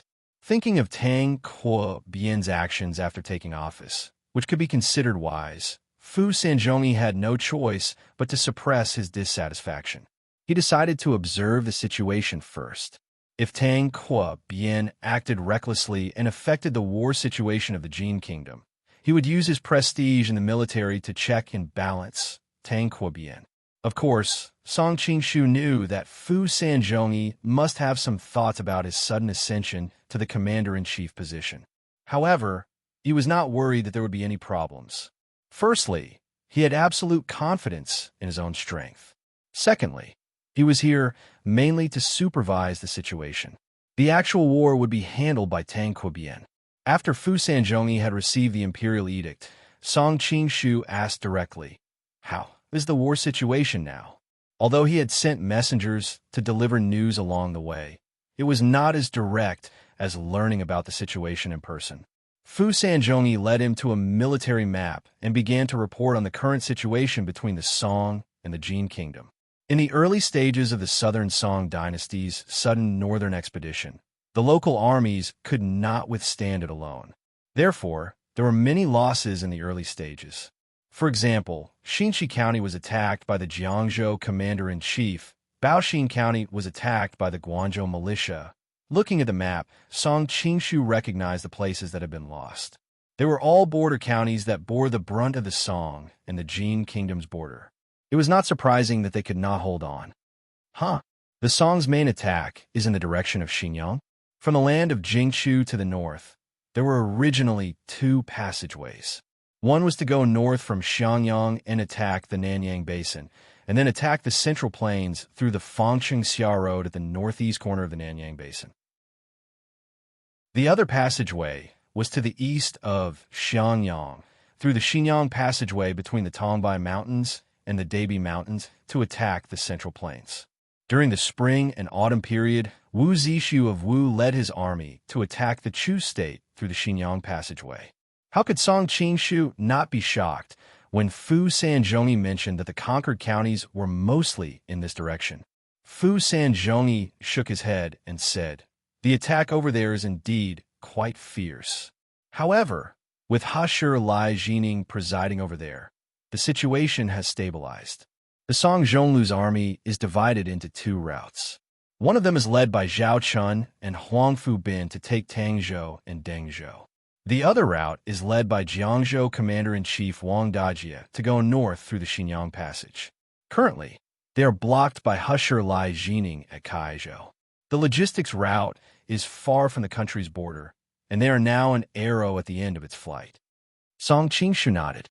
In history, the reason why the southern Song's defenses were so strong and their attacks were such a mess was not only because of the lack of cavalry, but also because of the frequent problems with the logistics system during expeditions, causing the army to lose its combat effectiveness. Fu Sanzhongyi was a famous Jin general who had fought with the Song for many years. Since he had made such a judgment, it was clear that the war over there was nothing to worry about. Fu Sanzhongyi pointed to the area along the Huainan West Road and said with a serious expression, "The southern Song's main force is still here. The commander of the front hall, Wang Ziding, is leading the main force to Haozhou. The commander of Jiankong, Li Shuang, is attacking Shouzhou. The minister of Wuyi, Chun Shaoqing, is attacking Lingbai, Wang Ziding." Song Qingshu's heart skipped a beat. This was the current head of the Wang family, one of the four great families, Jia, Shi, Wang, and Shui. Speaking of which, he had quite a bit of history with him. Wang Ziding was from a second branch of the Wang family and originally had no fate to inherit the Wang family. However, the eldest branch was Wang Chongyang. Wang Chongyang became a monk and had no children, so the Wang family naturally fell into the hands of his nephew, Wang Ziding. Wang Ziding's cousin, the eldest son of the third branch, married Li Qingluo and gave birth to Wang Yuyan. His cousin's sister married Morong Fu and gave birth to Morong Fu. However, if Wang Ziding knew about the relationship between him and Li Qingluo, he would probably want to take out a knife to avenge his cousin. Chapter 1650. Fu Sanzhongyi sighed in admiration as he spoke. The other routes of the southern Song's northern expedition were fine. We blocked them one by one. Only Guijing's route was unstoppable. First, he broke through the strategic town of Sizhou, then Hong County. He went all the way north. It was like a sharp knife stuck between Shuzhou and Suzhou, making us unable to eat or sleep in peace. Guijing. Song Qingshu sighed with emotion. When he was Mongolia's golden knife prince consort, he contributed greatly to the Mongolians' destruction of Khwarezm. Later on, he defended Xiangyang and defeated the Mongolian army several times. He truly lives up to his reputation. He thought to himself, although Guijing is not very intelligent, he is pure. It can be said that he has no distractions. This way, he can achieve twice the results with half the effort. If he had not been burdened by military affairs these past few years, his martial arts would probably have improved by another level. However, from another perspective, it is the world's loss for such a talent to only focus on martial arts. Guijing is indeed powerful, but he has too many useless teammates. As the saying goes, a single log cannot hold up a pillar. Fu Sanzhongyi suddenly revealed a confident smile. Song Qingshu heard the hidden meaning in his words and hurriedly asked, "What do you mean by that?" Fu Sanzhongyi pointed to the map and said, "This is the current location of Guijing's troops. This is the current location of the other Song armies. Marshal, do you see anything?" On the map, Guijing's troops outshone the others. They had penetrated deep into the heart of the Jin kingdom. However, the other armies were blocked not far from the border of the two countries. Song Qingshu could not help but wonder. With Guo Jing's battlefield experience, he shouldn't make this kind of mistake. He won't. Fu Sanzhongyi pointed to the other armies and said, "According to the scouts, the Song armies are advancing side by side. They plan to meet at the city of Suzhou and take down Suzhou in one go. This way, the entire West Huainan Road will fall into the hands of the Southern Song. Unfortunately, the plan is good, but the reality is cruel. The other armies are unable to break through our defense line and did not arrive at the city of Suzhou at the scheduled time. This indirectly caused Guo Jing's danger. Will the Southern Song dynasty just sit back and do nothing?" Song Qingshu asked curiously. "Of course there are changes," Fu Sanzhongyi explained. "According to the news from the scouts in the past few days, the Southern Song dynasty has changed their battle plan. They have secretly transferred back the troops from the other routes and plan to attack Suzhou directly along the road that Guo Jing opened up. Originally, I had a headache and the troops in my hand were a little stretched. But now that the marshal has brought fresh troops, we can close the gates and beat the dogs. It's enough to swallow this army. General, you're truly a godly commander." Song Qingshu praised him without restraint, but he was secretly worried. Although he had been mentally prepared for Guo Jing's future, he did not expect it to come so soon. If something happened to Guo Jing this time, how would he explain it to Huang Rong? Report. At that moment, a scout suddenly came to ask for an audience, but was stopped by Tang Kuobian's personal guards. It turned out that the scout had rushed here in such a hurry and was suspected to be an assassin. Fu Sanzhongyi's expression froze, and he hurriedly called out, "This is urgent. Let him in." Song Qingshu waved his hand at the guards, asking them to let the scout in. The scout did not care about anything else, and as soon as he entered, he quickly said, "I just received news that the Southern Song dynasty has been moving their troops frequently. It's likely that they're about to make a big move." Report. As soon as he finished speaking, another scout rushed over on horseback. Not long ago, Guo Jing left the camp with his men. Fu Sanzhongyi hurriedly asked, "How many men did he bring with him?" "I couldn't see clearly in a hurry, and they deliberately covered it up. I only know that they are all cavalry," the scout replied. Fu Sanzhongyi finally let out a sigh of relief. "I'm afraid he doesn't even have 1,000 men under him." Beside him, Song Qingshu was stunned. "Why do you think so, General?" Fu Sanzhongyi explained, "The Southern Song dynasty has always been short of horses, and there are almost no cavalry troops. In recent military campaigns, there have only been a few hundred cavalry troops sent out each time. I overestimated them by saying 1,000. Song Qingshu secretly clicked his tongue. Although he knew that the Southern Song dynasty was short of horses, he did not know that it was to such an extent that they could only gather a few hundred cavalry troops for such a large-scale northern expedition. Report. A third scout hurried over. Reporting to General, another Southern Song army has left the camp. Their leader seems to be General Li Rui. Which direction did they go? Fu Sanzhongyi asked. The scout shook his head. It is temporarily impossible to determine their target. Fu Sanzhongyi spread out the map and began to study it. As he pondered, he muttered to himself, "According to our previous intelligence, Guo Jing's army is most likely a feint, and Li Rui's army is likely to be the main force. However, we do not know where their feint is and where their main attack is. Is it Suzhou?" Song Qingshu took the opportunity to say, "Then we should focus our efforts on Li Rui. Guo Jing only has a few hundred cavalry troops under his command, and they won't be able to do much." If he could avoid meeting Guo Jing on the battlefield, it would be best to avoid putting himself in a difficult position. Unexpectedly, Fu Sanzhongyi shook his head. "No, our main target this time is Guo Jing." Song Qingshu was shocked. "Why?" Fu Sanzhongyi explained, "I have dealt with Li Rui before.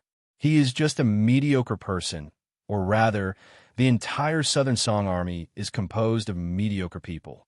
They can barely defend the city, but they are a mess when it comes to attacking. There is nothing to worry about. But Guo Jing is different. In his early years, He helped the Mongols in the Western expedition. Later, he defeated the Mongols in Xiangyang. This time, he is also outstanding in the Northern expedition. I can predict that he will definitely be a great threat to the Jin Empire in the future. He alone is equivalent to 100,000 soldiers, so we need to take advantage of this once-in-a-lifetime opportunity to kill him. But we do not know where Li Rui's main force is. If we do not do anything, will it cause the entire front line to collapse? Song Qingshu tried his best to dispel the enemy's idea and save Guo Jing's life. Unfortunately, Fu Sanzhongyi had already made up his mind. Li Rui is not capable of this. This time, he is most likely going to attack Suzhou.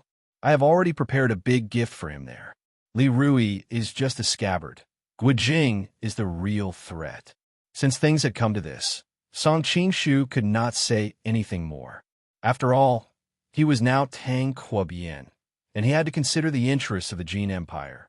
If he continued to speak, he might give himself away. I have just arrived, so I will not meddle in the specific deployment of troops. General, continue to be in charge. Remember to inform me at any time. Song Qingshu was well aware of the danger of changing generals at the last minute. Now that Fu Sanzhongyi had managed the front line well, there was no need for him to interfere. It would be troublesome if he accidentally caused the southern front line to collapse. Of course, he did not completely let go. Although he had handed over the specific strategic design and tactical implementation to Fu Sanzhongyi, he still retained the final approval power. Without his approval, Fu Sanzhongyi could not mobilize the troops. This was to avoid being a mere figurehead in the army. Yes, sir. Fu Sanzhongyi breathed a sigh of relief.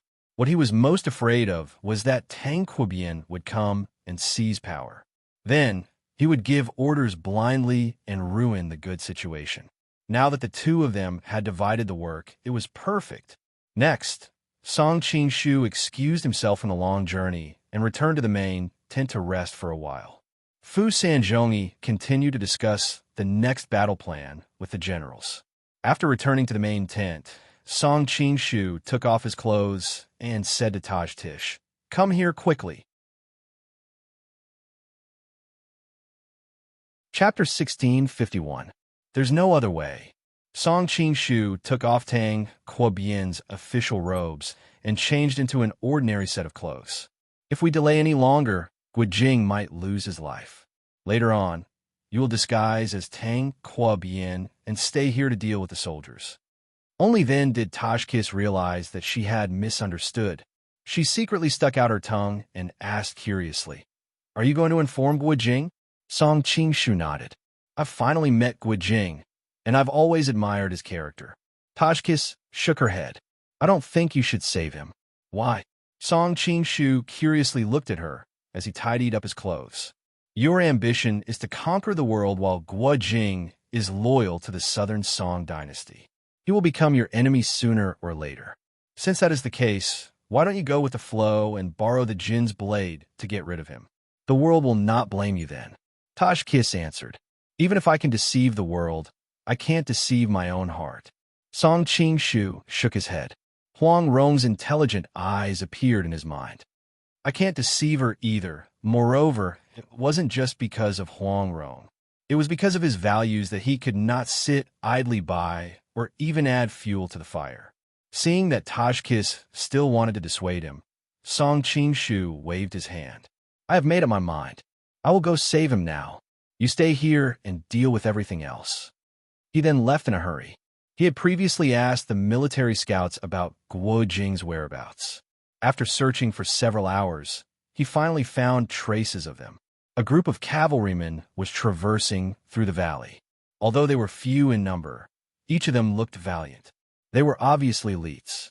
At the forefront was a man with a square face and wide eyes. He looked resolute and righteous. It was none other than Guo Jing, whom he had not seen for a long time. Song Qingshu gave chase on his horse and soon attracted the attention of the cavalrymen. They thought that he was a scout from the Jin army. Since they could not afford to be discovered, some of them drew their bows and shot at him. With Song Qingshu's current level of martial arts, he was naturally unafraid of the arrows. With a wave of his hand, the arrows that were shot towards him fell to the ground.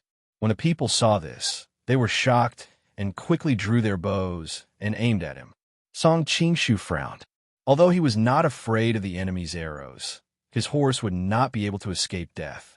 Seeing that thousands of arrows were about to be fired, Guijing had already noticed that something was amiss. His eyesight was naturally better than the average soldier's, and he recognized Song Qingshu from afar. He hurriedly ordered his men to put down their bows and arrows, while he rode forward on his horse. "Brother Song, why are you here?" Guijing was pleasantly surprised. "I haven't thanked you for escorting Rong back to Peach Blossom Island." "Don't mention it. It's nothing." Seeing his bright smile, Song Qingshu couldn't help but feel relaxed. No wonder so many people liked him. It was easy to get along with him. "It's nothing to you, Brother Song, but it's a big deal to me." Guijing was deeply moved. When Huang Rong was rescued from the imperial palace, she couldn't show her face in public for a short period of time. He was also busy with the northern expedition. Fortunately, Song Qingshu helped him send Huang Rong back to Peach Blossom Island and settle her down. After the two exchanged greetings for a while, Song Qingshu hurriedly said, "Brother Gua, this time I came specially to save you." "Save me?" Guijing looked puzzled. Song Qingshu quickly explained.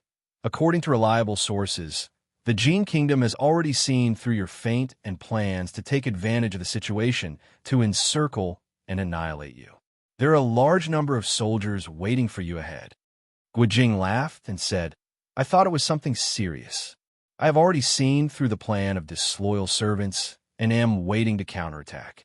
I will use myself as bait to help our allies attack Suzhou. That's why I brought all the cavalrymen.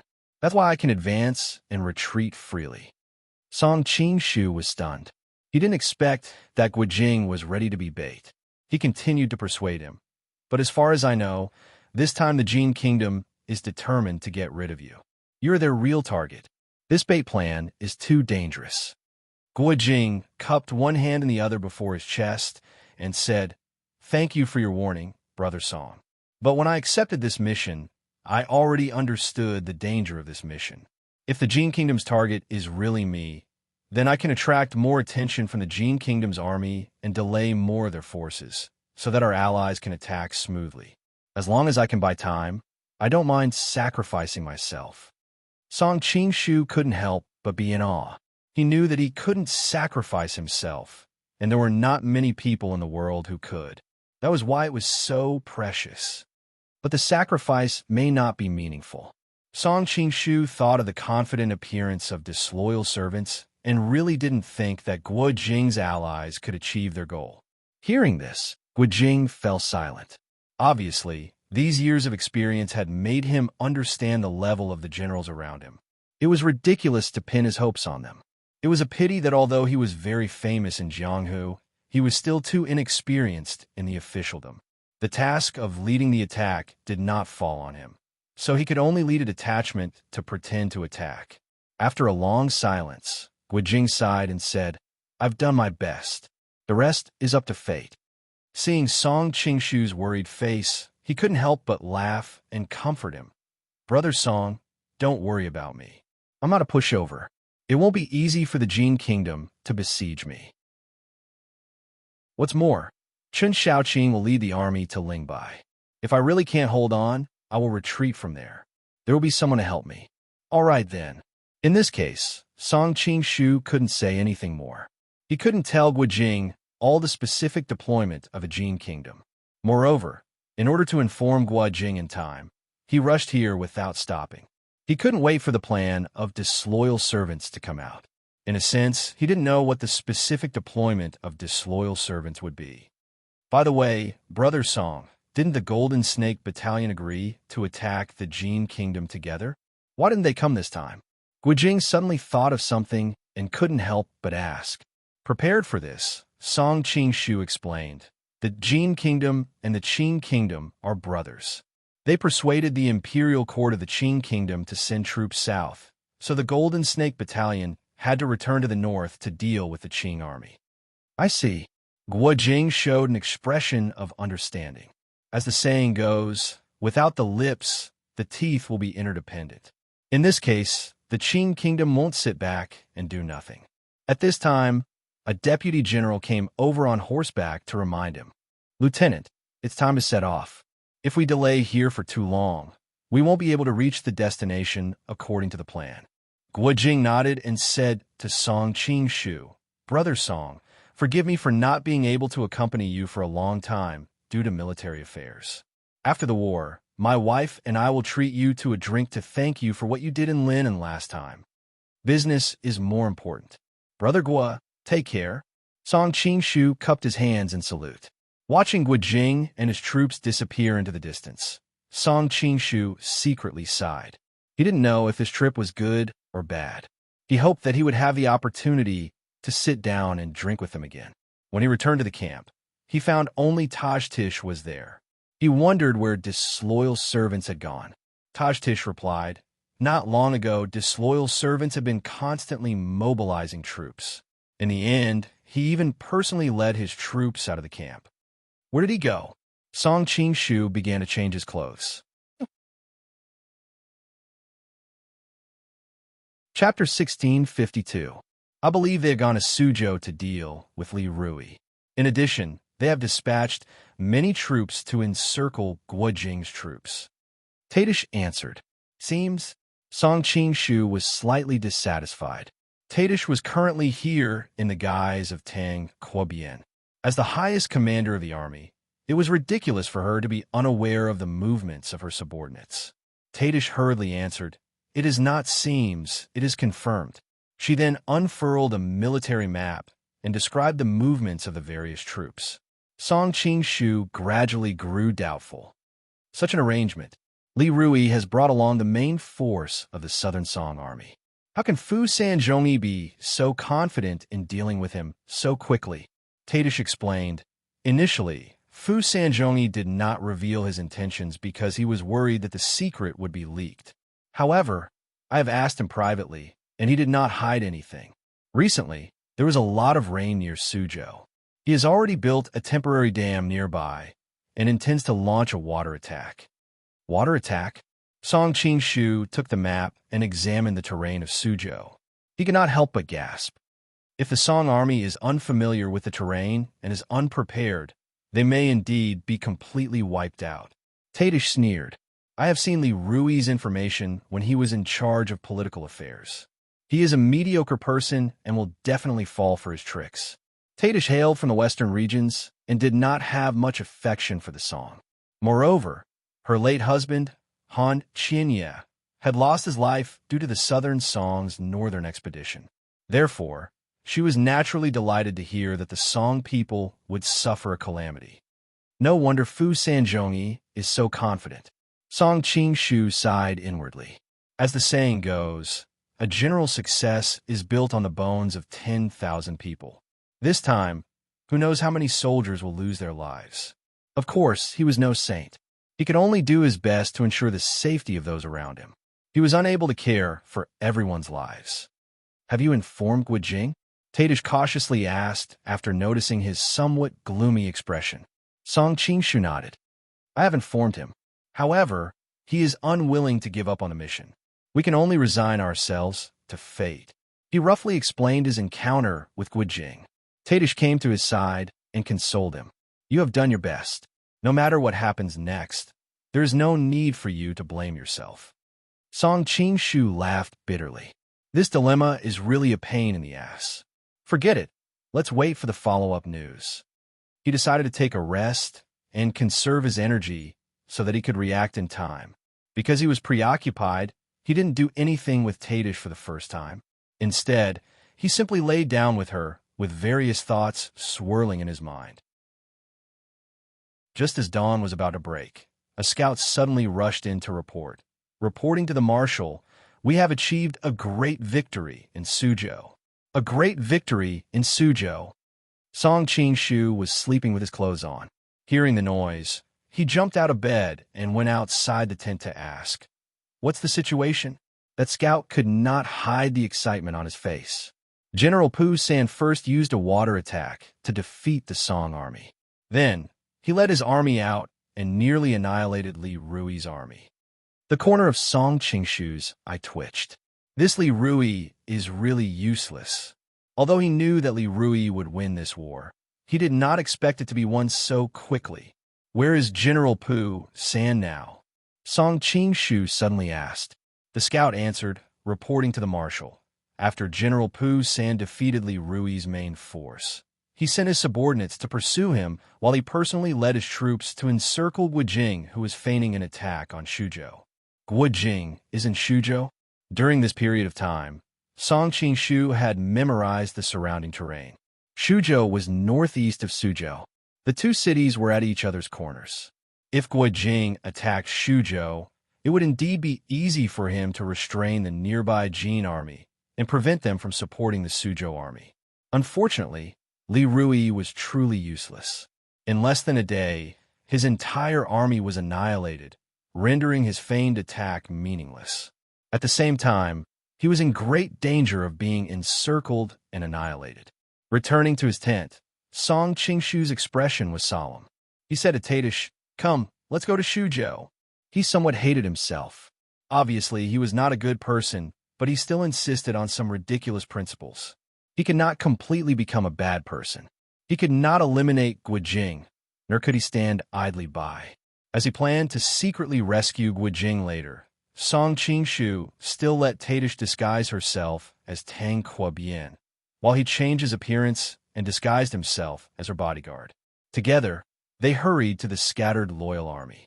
At Lingbai City, General Qin Xiaoqing's face was extremely gloomy as he watched Li Rui's soldiers return from the front line.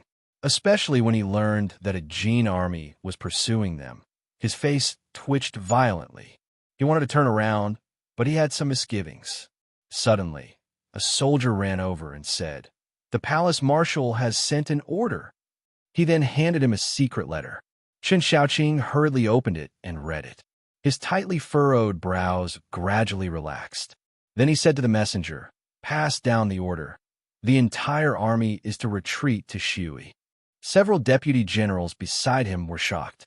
"Aren't we supposed to stay here to cover the retreat? How can we suddenly retreat?" "That's right. Lieutenant Guo is still in Shui. If we retreat, won't we be leaving him to die?" Listening to the discussion, a trace of sorrow flashed across Qin Xiaoqing's face. The defeat in Suzhou is unprecedented. This northern expedition is destined to fail. Only by returning to Shui as soon as possible can we preserve the strength of the imperial court. If we exhaust the strength of the imperial court for Guojing, we will be the eternal evildoers. But although the southern Song dynasty was weak, there was no lack of upright people in the army. Someone still raised an objection, but he was interrupted by Qin Xiaoqing. "This is the palace marshal's order. As the saying goes, military orders must be obeyed." Qin Xiaoqing took out the military order he had just received and showed it to the deputy generals. The deputy generals looked at each other. This time, Wang Ziding was the commander of this northern expedition. Who dared to disobey his orders? "I hope no one will say that we are Pan Mei in the future," someone murmured, which cast a haze over everyone's hearts. When Emperor Taizong of the northern Song dynasty attacked Khitan, Pan Mei did nothing to save Yang Yi when he was besieged. Not only did he lose his prestige in the army, but he was also infamous for thousands of years. "What nonsense are you talking about? We're just following orders." Qin Xiaoqing snorted with a sullen face. He turned around and began to organize the evacuation of his soldiers. He had been immersed in officialdom for a long time. He knew that Wang Ziding was backed by the Wang family and the Jia, Shi, and Shui families. How could anything go wrong? What's more, Wang Ziding could use the reason of preserving the strength of the country, which made many people speechless. At this time, in the Jia's mansion in Lin City, thousands of miles away, Jia Shidao was playing chess with Liao Yingzhong. He had a mysterious smile on his face. "My lord, you are smiling. You must have won," Liao Yingzhong said tentatively. Jia Shidao put down a chess piece and said, "Han Jiefu has been very proud of himself for the past 2 years. It's time for him to pay his debts." Liao Yingzhong smiled and said, Han Jiefu is no match for my lord. My lord, you can win from thousands of miles away. Now it's time to pull in the net. Jia Sherdao smiled and didn't say anything. He put down a chess piece and said, Ingzhong, you will lose if you are distracted when playing chess. Ingzhong's chess skills are far inferior to my lord's. Liao Ingzhong didn't care. He suddenly thought of something and asked, By the way, what should we do with Guijing? You don't have to worry about that. I have already made arrangements, Jia Sherdao said calmly. Those who betray me will not have a good ending. Chapter 1653. By the way, have you found Baoyu's whereabouts? Jia Sherdao asked casually. Liao Ingzhong broke out in a cold sweat. We made an important breakthrough. We should be able to find young master's whereabouts soon. Jia Sherdao snorted. It's fine if Baoyu is safe, but if anything happens to him, I'll make those who went after him regret ever being born. Liao Ingzhong smiled bitterly. It's not just his people who went after him. Those who went after young master might not have a good ending either. Meanwhile, Song Qingshu and Tadish were riding at top speed with their personal guards. Finally, they found the scattered and loyal troops. When they saw Song Qingshu, they couldn't help but burst into laughter and said, Marshal Du has come at the right time. Tajkis imitated Tang Qua's tone and replied, General Fu destroyed the main force of the northern expedition of the Kingdom of Song in a day. Even the ancient Han by Wei Hua was no match for him. General Du, you flatter me. Fu Sanzhongi laughed. Li Rui is just a chicken and a dog. I'm more proud of my other prey than the troops that defeated him. Song Qingshu's heart skipped a beat. He immediately pricked up his ears to listen. Tajkis knew what he was thinking and asked for him. General, have you caught Guijing? Not yet. Fu Sanzhongi pointed into the distance. But we have found them. They are now stationed between those two mountains. Guijing only had a few hundred cavalrymen under his command. Fu Sanzhongi had more than 10 times the number of cavalrymen under his command. Now that he had caught his prey, it wouldn't be long before he was caught. Oh, Tajkis wanted to stand on high place and look, but Fu Sanzhongi stopped her. General, be careful. Guijing was once a student of Jeeb. The legend of the condor-shooting hero is still spreading in the grassland. A few of our sentries were shot down by his arrows while they were standing on high ground. Fu Sanzhongi wiped the cold sweat off his forehead. He had defeated the Song army and was about to capture Guijing. He had done a great job. However, if something were to happen to Tang Qua, all of his previous efforts would go to waste. I see. Tajkis was also a little scared. Guijing's archery skills have been widely known in the martial world. If there were no sentries watching, would we have let him go free? Fu Sanzhongi gazed at the space between the two mountains. That's why I'm planning to send someone to attack.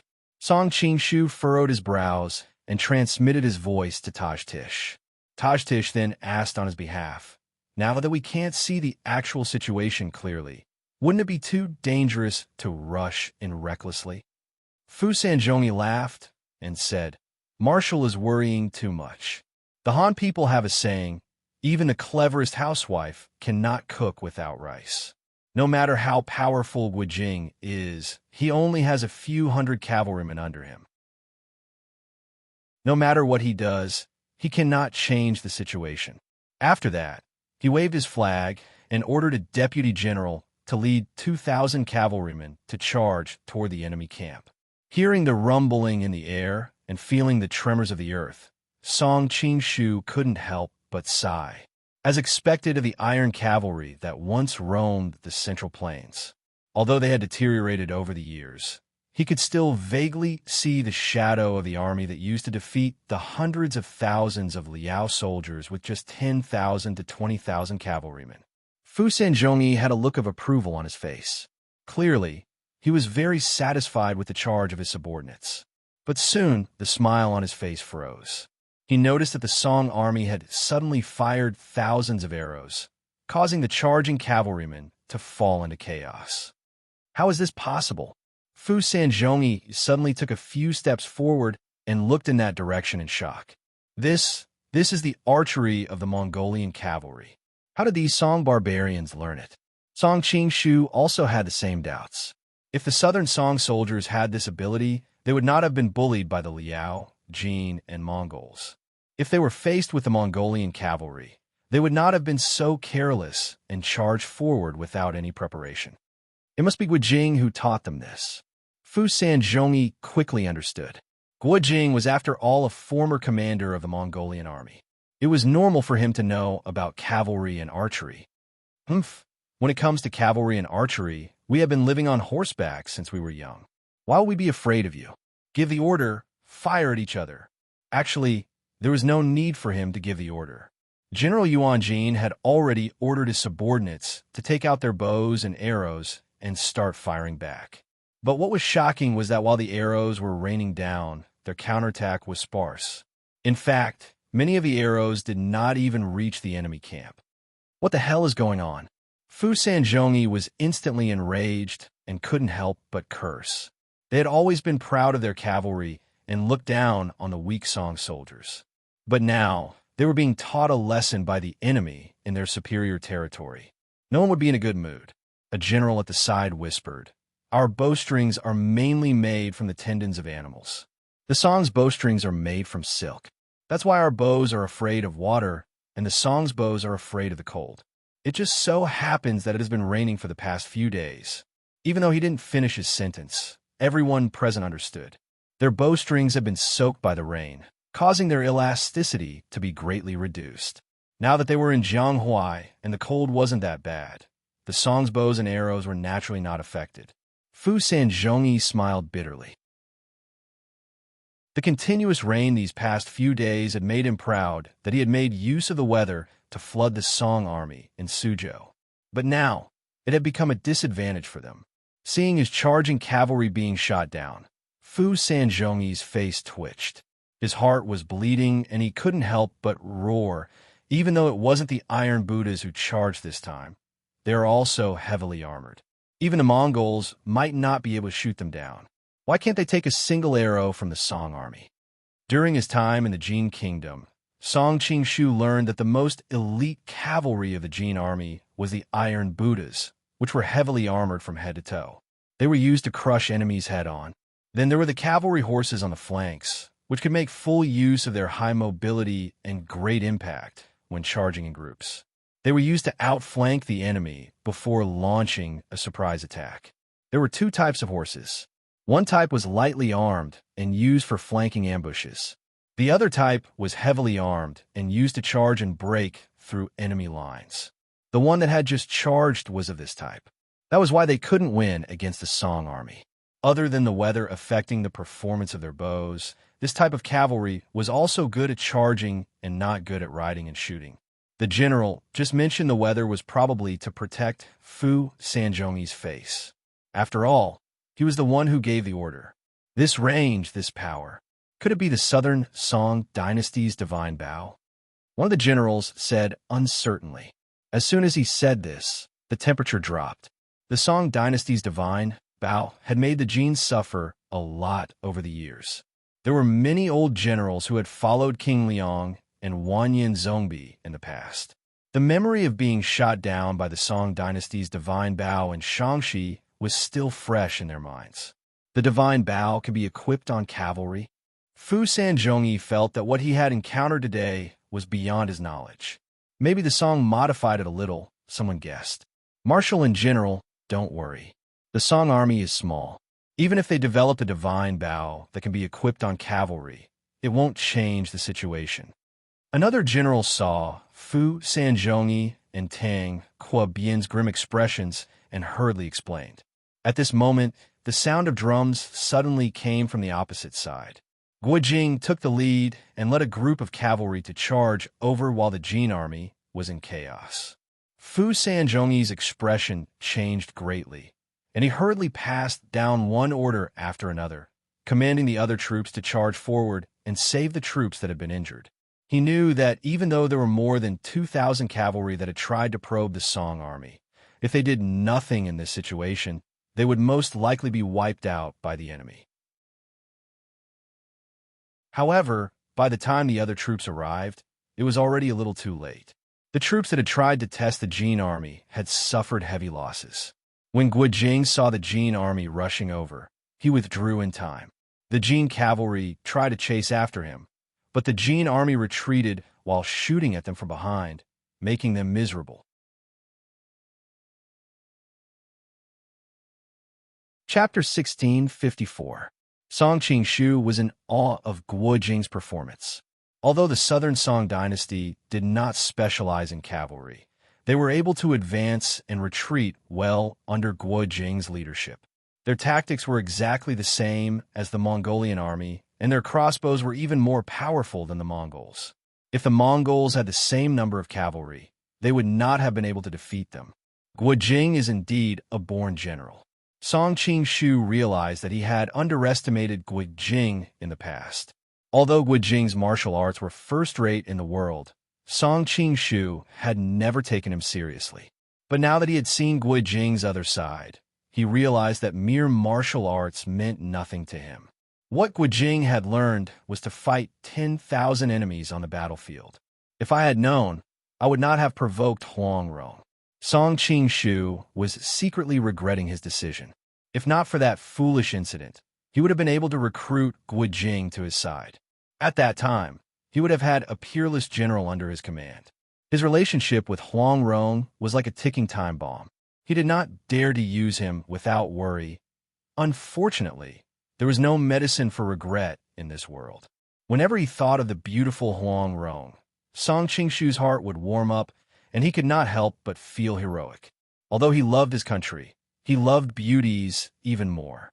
So what if he lost a general? At worst, he would fight for his country with his own hands. However, Song Qingshu frowned as he followed the Jin army and chased after the small group of cavalry from afar. Now that the loyal servants had lost their loyalty, they were determined to capture him at all costs. He did not know if Guojing would be able to escape. Although he had been worrying about how to deal with Guojing and Huang Rong, he had never thought of using the Jin to get rid of him. In fact, he had always been thinking about how to save him. Firstly, he admired Guojing's character, and secondly, he was proud of himself. He disdained using petty tricks to harm others. "How much did you lose?" Tajkis asked as Tang Quobian. Fu Sanzhongyi's face darkened. 200 died, and more than 1,000 were injured. I will make them pay for this. Guojing had a total of 700 to 800 cavalrymen under him. The Jin side had outnumbered him, yet they still lost so badly. It could be said that it was a crushing defeat. At the side, Song Qingshu frowned slightly. Originally, he had planned to beat around the bush and use the reason that it was not worth it to dispel the other party's idea of surrounding Guojing. However, after this battle, it could be said that they would not rest until one of them was dead. Over the next few days, Guojing fought all the way to the south. Although he had the most elite cavalry under his command, the Jin kingdom did not lack cavalry. Moreover, he was in the Jin kingdom's territory. Although he performed several amazing maneuvers, he still could not shake off his pursuers. After a few days, he was trapped in a valley. After several days of hard fighting, many soldiers were wounded by arrows. Guojing ordered the wounded of the 3rd Corps to rest on their horses, the 2nd Corps to take care of the seriously wounded, and the 1st Corps to continue fighting. As night fell, the Jin and Song armies tacitly set up camp. Neither the fugitives nor the pursuers were made of iron, and everyone needed rest. Looking at the Jin army camp not far away, Guojing gathered the soldiers and said, "Our morale is not as good as before, and we can't muster it up. What is the reason? Could it be that there are women in the army?" The group of people looked at each other. It turned out that when they attacked Shuzhou, they had robbed many wives and daughters of the soldiers guarding the city. Because they were worried that Guojing would punish them, they secretly disguised those women as men and mixed them into the army. Fortunately, they had robbed many horses from a Jin army in Shuzhou.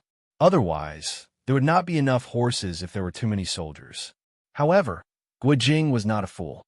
At first, he was concerned about the battle in Suzhou, and indeed neglected the behavior of his subordinates.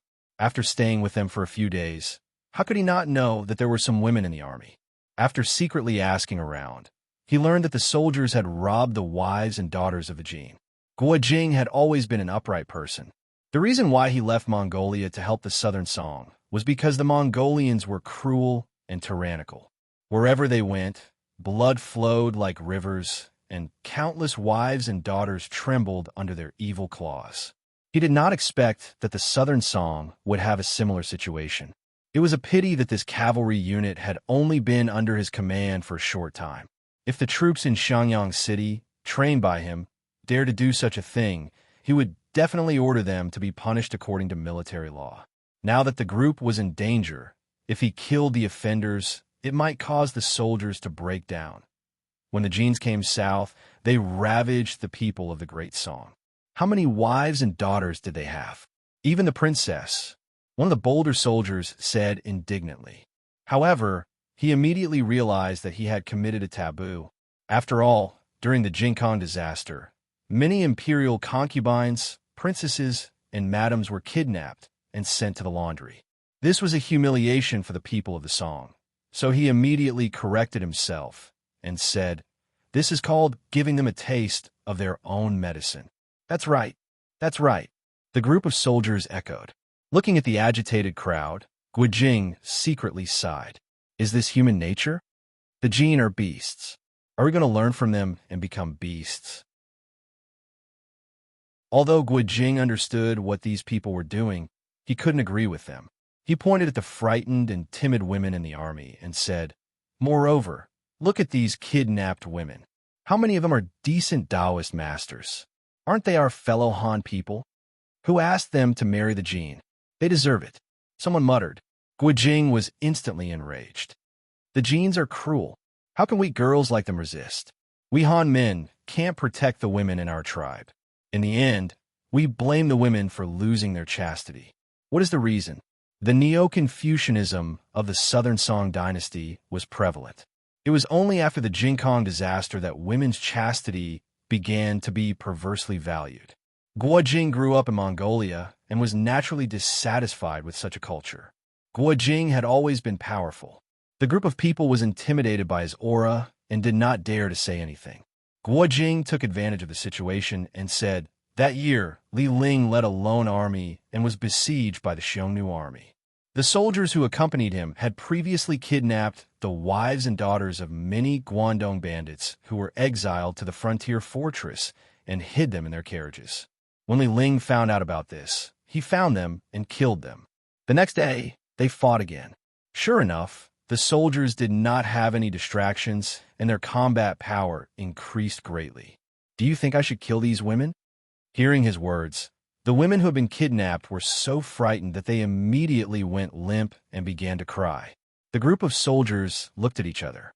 Guojing had always been kind and righteous. Why was he so ruthless this time? However, as the saying goes, kindness does not lead an army. It was not that they could not understand this approach. However, Guojing changed the topic. These women are also pitiful people. Moreover, a day as husband and wife means 100 days of love. I don't want to make things difficult for you, so I'll let them live. From now on, they will be expelled from the army camp. Let bygones be bygones. From now on, anyone who takes in women again and affects the morale of the army will be beheaded without mercy.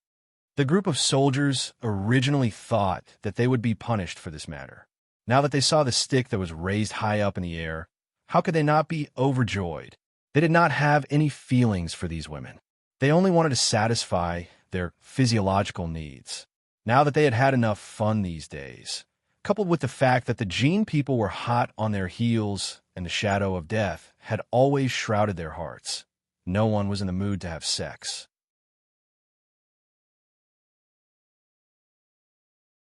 Chapter 1655. Everyone was taken aback at first, but quickly realized that they were using these women to obstruct the Jin men and buy time for their escape. Thinking that they might be able to escape alive, they could not help but reveal a look of joy. If these were ordinary Han women, Guijing would never have given such an order. Perhaps, with his benevolent nature, he might even bring these women back to the south. However, these Han women were the wives and daughters of the Jin soldiers, and it was inconvenient to bring them along. If they were to stay, they would not have to worry about being defiled by the ferocious Jin soldiers behind them. After all, They were the wives and daughters of their comrades.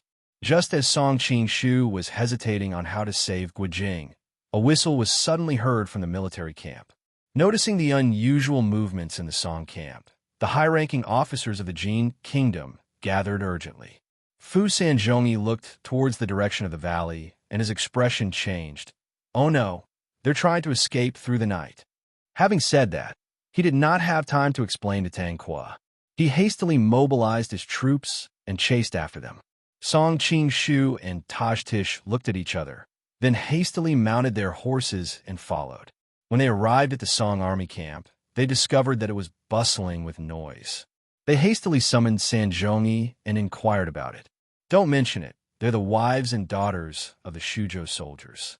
Fu Sanzhongyi snorted resentfully. They were previously kidnapped by the Song people, and now they're deliberately abandoning them here to delay us. As he spoke, he suddenly laughed coldly. I've heard rumors in the Jianghu. What chivalrous men. Bah! Song Qing-shu furrowed his brows. He could understand Fu Sanzhongyi's anger. After all, anyone would be enraged to learn that the wives and daughters of their comrades were being defiled by the enemy.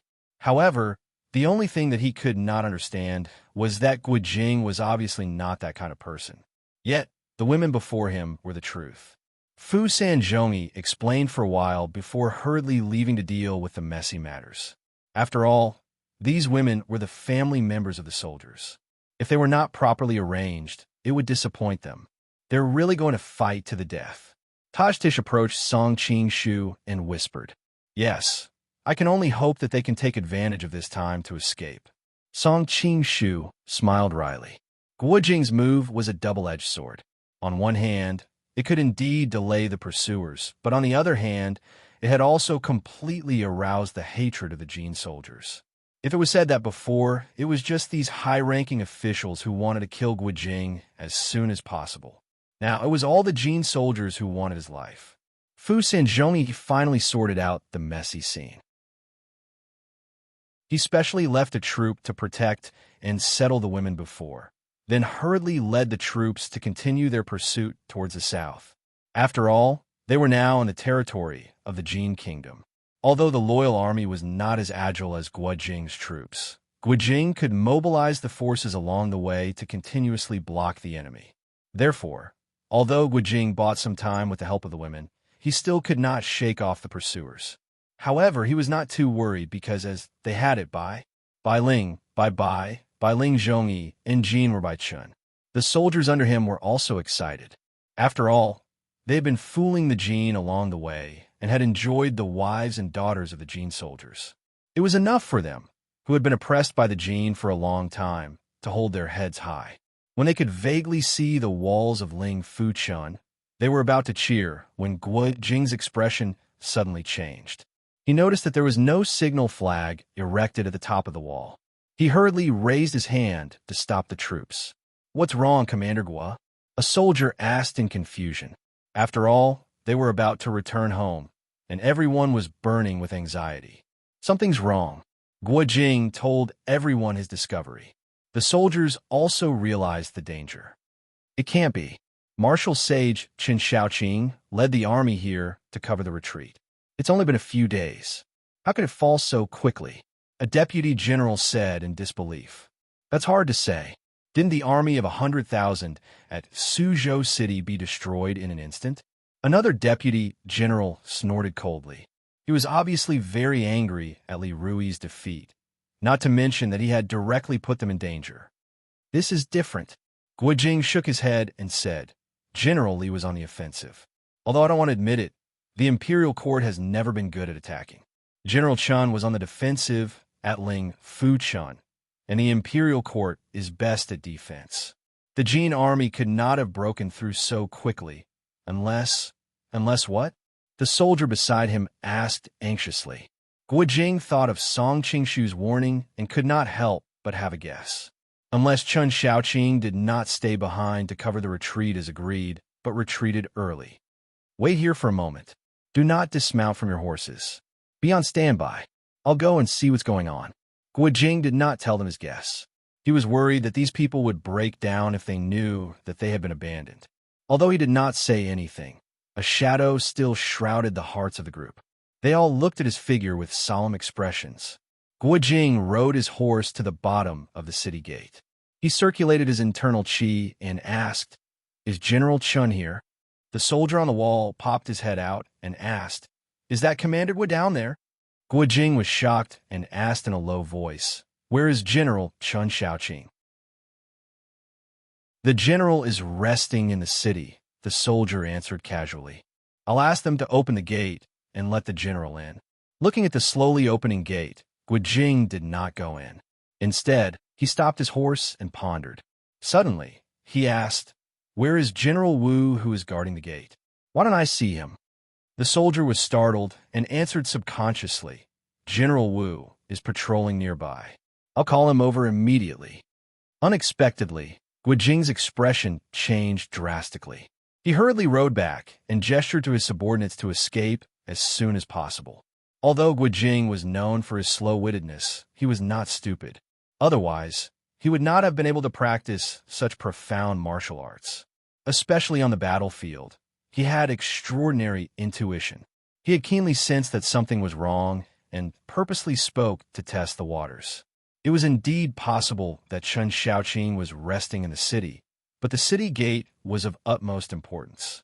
He would definitely send his most trusted generals to guard it, and he had met all of Chun Shaoqing's trusted generals before. There was no General Wu. Not to mention that there was no General Wu by Chun Shaoqing's side. There was no General Wu in this military operation. Because of Wu Shi's unusual attitude in Sichuan, in order to avoid affecting the Jianghuai side, no General Wu was brought with him. He had purposely tested the other side. If the other side was really the Song army, they would naturally give the correct answer. However, the other side followed his words and said that there was no General Wu. This proved that the people in the city were not the Song army, but the Jin people in disguise. Naturally, they did not know that there was no General Wu in the Northern Expedition Army. Looking at their posture, they most likely wanted to trick Guojing into the city and catch him. Along the way, the people had already regarded Guojing as a god. Although they were puzzled by his warning, they still subconsciously began to retreat. When Guojing caught up, the soldiers were about to ask what was going on when the gate of Lingbai City opened and a group of people and horses rushed out. It was the cavalry of the Jin Kingdom. In this case, there was no need to explain anything. Chapter 1656. That son of AB** TCH Chun Shaoqing has abandoned us. All of them had survived the bloody and fiery battlefield. None of them were fools. Soon, some of them reacted. Despite the pitiful lack of intelligence, everyone had the same thought. After all, ever since Pan Mei chose not to save Yang Yi in the early years of the Northern Song dynasty, there have been countless examples of allies being abandoned as cannon fodder. The group of people cursed Chun Shaoqing's ancestors, but Guojing frowned. With his self-restraint, he would not scold Chun Shaoqing like the ordinary soldiers. Instead, he was thinking about the hidden meaning behind this. Did Chun Shaoqing retreat on his own out of fear of death, or did someone instruct him to do so? Unfortunately, he was not good at analyzing these political matters. After thinking for a long time, he still could not come up with any conclusion. He could not help but sigh secretly. If only Ronger was here, his wife would probably be able to figure out the context behind such a matter with a turn of her eyes. "Commander Gua, the Jin pursuers are here," a deputy general suddenly exclaimed and pointed to the north. His voice was full of despair. Previously, they had held on mainly because of the Song army on the Lingbai. But now, the Lingbai had long been lost, and the army had abandoned them. Now that the pursuers had caught up, there was no way they could survive. Looking at the billowing smoke and dust in the north, Guojing pulled the reins and shouted, "Follow me." After saying that, he spurred his horse and advanced southeast. These days, he had become the backbone of the group. Therefore, even though the morale of the group was extremely low, they still subconsciously followed behind him. After running southeast for dozens of miles, Guojing and the others had to stop because the road ahead was blocked by a large swamp reeds.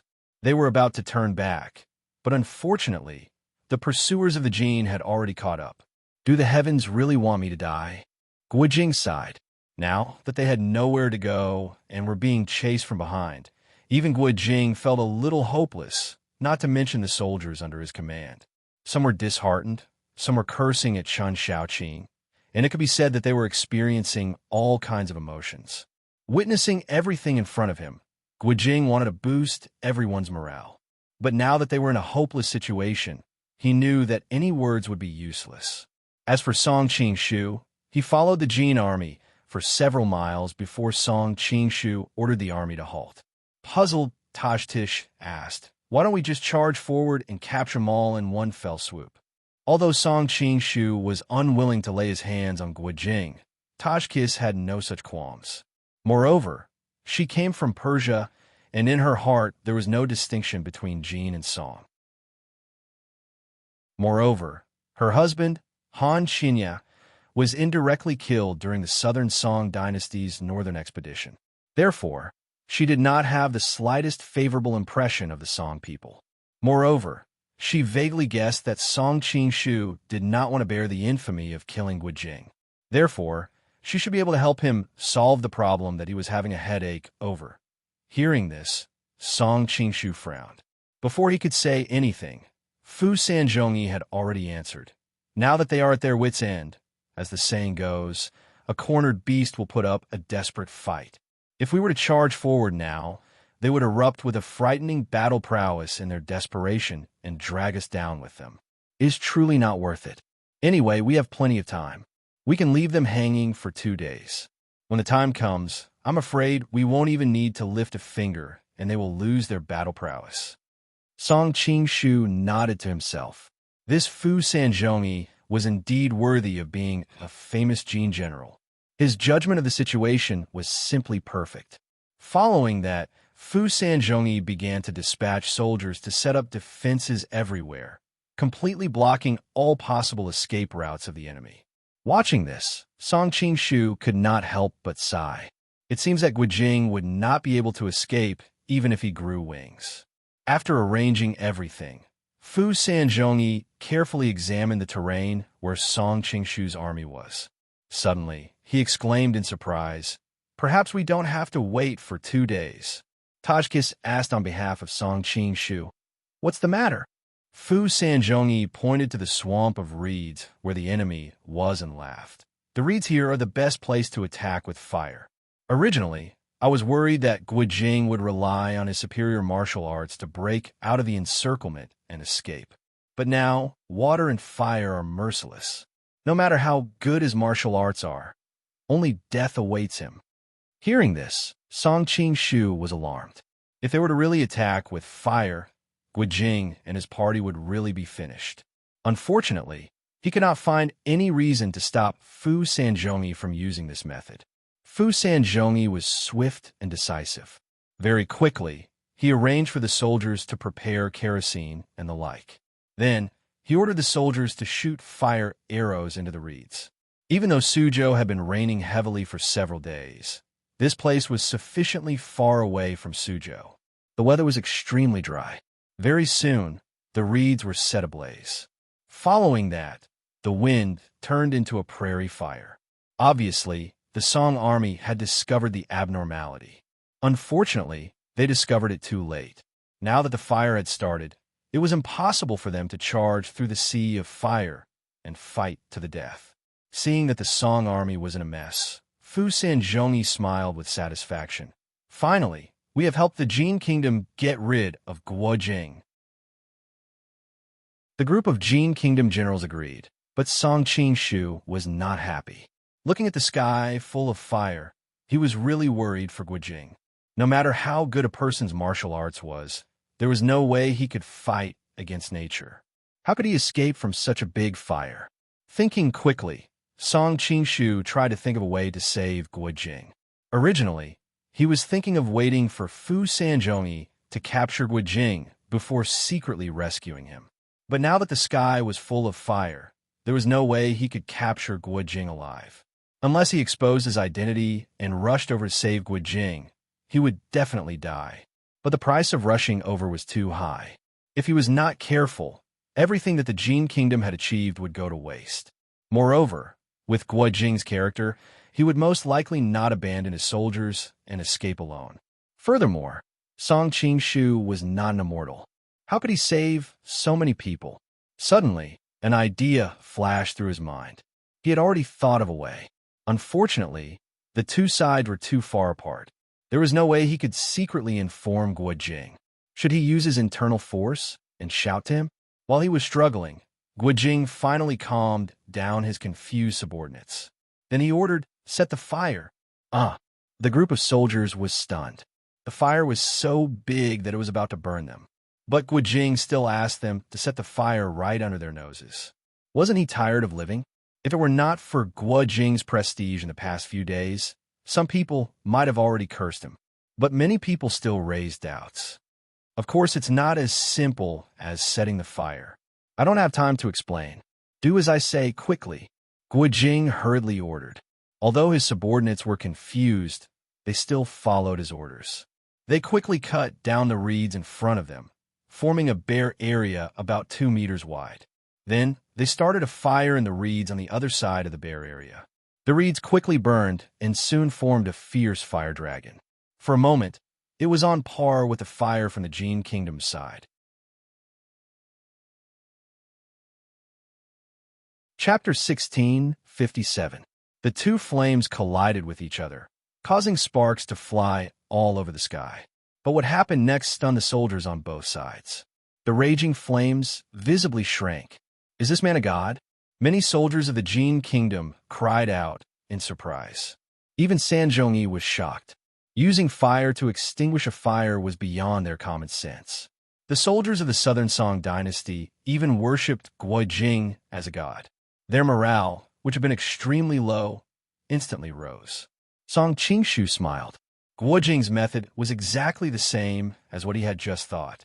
He was worried about not being able to warn him, but Guo Jing had unexpectedly thought of this method. Using fire to extinguish a fire seemed profound, but it was no secret to him who had stood on the shoulders of countless giants. Once a fire started, the air would be heated to a high altitude, causing the air pressure at the center of the fire to be very low. The air pressure at the periphery of the fire was relatively high, causing a strong airflow to flow towards the fire. If a fire was set at the periphery of the fire would be blown towards the fire by the airflow, burning all the combustibles between the fire source and the fire. Then, due to the lack of combustibles, the fire would be extinguished. Of course, to do this, one had to clear a barrier in advance. Otherwise, a slight carelessness could easily backfire. That was why Guo Jing had arranged for the soldiers to clear the reeds in front of the camp. Song Qingshu looked in that direction with some confusion. He had the relevant knowledge of physics, and he had read in the news in his previous life that Australia often used this method to extinguish fires. How did Guo Jing come up with such a method? Was Huang Rong by his side? In fact, this was just his imagination running wild. The reason why Guo Jing knew this method was related to his experience of herding horses and sheep on the Mongolian grasslands when he was young. The herdsmen there would sometimes use this method to extinguish fires on the grasslands. Although they did not know physics, they had the same experience accumulated by their ancestors. Taking advantage of the Jin people's distraction, Guo Jing led his cavalry and rushed out from the side. Taking advantage of the gap caused by the fire, they broke through the encirclement and ran towards the mountains. Fu Sanzhongyi was both angry and anxious. He hurriedly mobilized his troops to surround and intercept them. Tashtish hurriedly stepped forward and said, "Guo Jing only has a few hundred cavalrymen at most. Why do you have to mobilize so many people and waste so much effort here? Along the way, we have already suffered many casualties. Don't forget that our most important target is the main force of the Song army." She had received Song Qingshu's instructions. Although she was unwilling, she still tried to dispel the idea of his loyalty. "Marshal, you may not know this," Fu Sanzhongyi explained. "We personally led tens of thousands of cavalry to attack a few hundred Southern Song people. If we can't destroy them, we will lose all our prestige and will not be able to mobilize troops in the future. At the same time, it will also raise the morale of the Southern Song people and increase their ambition to go on a northern expedition. As for the Southern Song's main forces in Suzhou, they have long since been routed and are nothing to worry about. Song Qingshu sighed in his heart. Now that things had come to this, it could be said that it was hard to get off the tiger's back. Even if he wanted to give up, it was impossible. Don't worry, Marshal. Perhaps sensing Tajtish's strange behavior, Fu Sanzhongyi thought that the marshal was worried about something and explained, "Just as a precaution, I've already arranged for a large number of troops to be stationed on the main road ahead. This time, Guijing will not be able to escape even if he has wings." After pondering along the way, Song Qingshu gradually calmed down. It was impossible to let Guijing go under the watchful eyes of the crowd, but he could definitely think of a way to rescue him after he was captured. As long as he did not nearly die in a sea of fire like before, it would be fine. When Tajtish and Fu Sanzhongyi finished their conversation, the group of people caught up with them. It turned out that Guijing had tried to break out of the encirclement several times, but unfortunately, his escape route had long been sealed. Left with no choice, he could only lead the remnants of his troops up a small mountain, using the characteristics of the forest to resist the rain of arrows from the Golden People. At the same time, he had the geographical advantage of being on higher ground. The Golden soldiers in front had already organized a few assaults, but just like that, they were forcefully blocked by the enemy with the help of arrows and falling rocks. After listening to the soldiers' report, Fu Sanzhongyi was not angry. Instead, he was delighted. This mountain isn't big, and I have already surrounded it from all sides. Finally, they can't escape. Song Qingshu smiled bitterly to himself. According to the soldiers' report, this small mountain had no water source or food. It could be said that it was a treacherous place for the military. However, Guijing and the rest were also at a dead end. If they did not go up this treacherous place, they might very well die under the encirclement of the Golden soldiers. If they went up there, they could at least buy themselves some time. Pass down my order.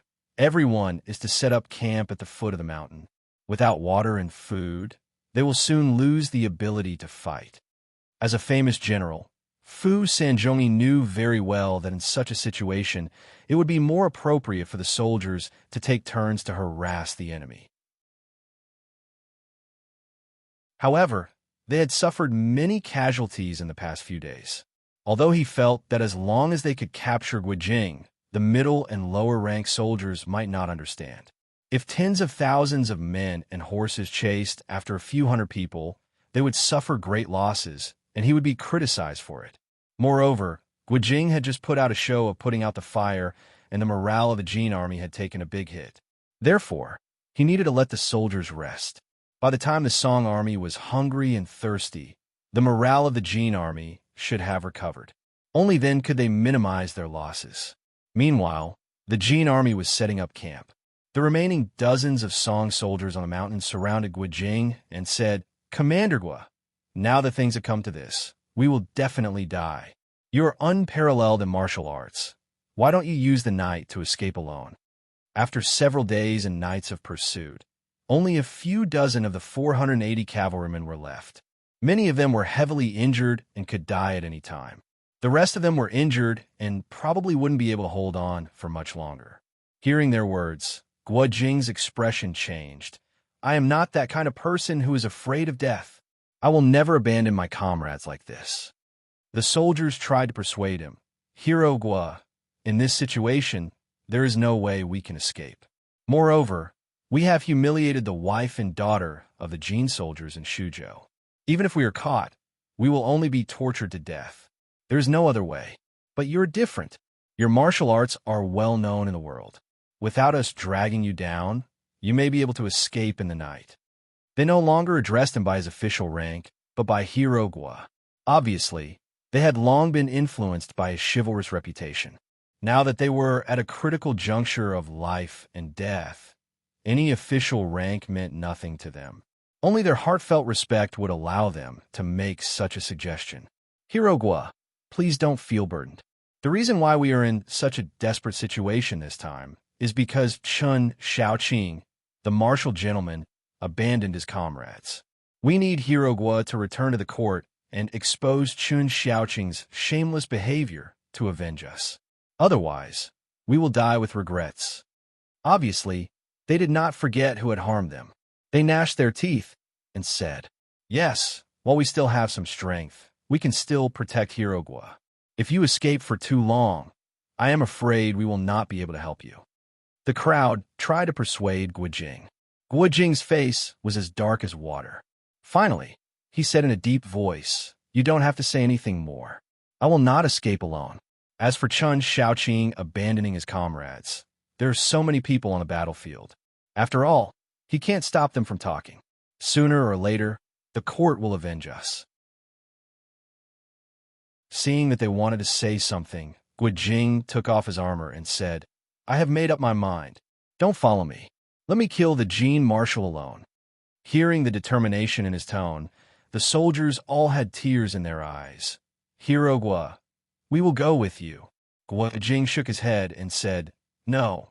If you go together, you'll be a big target. You will be easily discovered by the Jean men in advance." Hearing this, the soldiers did not say anything more. They all looked at him with tears in their eyes. They knew that Guojing would probably die if he went alone. "No, it should be 10 out of 10. Guojing said in a deep voice, "If I am lucky to succeed, the Jean army will be in chaos. You must seize this opportunity to break out of the encirclement." If this assassination fails, he was silent for a long time before saying, "Then I will go first. Take care of yourselves." Hirogwa. The group of people all grabbed his arm, choking with sobs. Some of the younger soldiers could not help but sob. Guojing patted everyone's hands and turned to walk down the mountain. He had only taken a few steps when he suddenly stopped and said with a sigh, "Regardless of whether I succeed or fail, I won't be able to live. It's a pity that I won't be able to see my unborn child. If any of you are lucky enough to return to Linen, when you see my wife, tell her that I have let her down. When the child is born, if it is a daughter, she will be named Guoxiang. We spent most of our time guarding Xiangyang, so it can be considered a memento. If it is a son, he will be named Palu, with the intention of expelling the Tartars."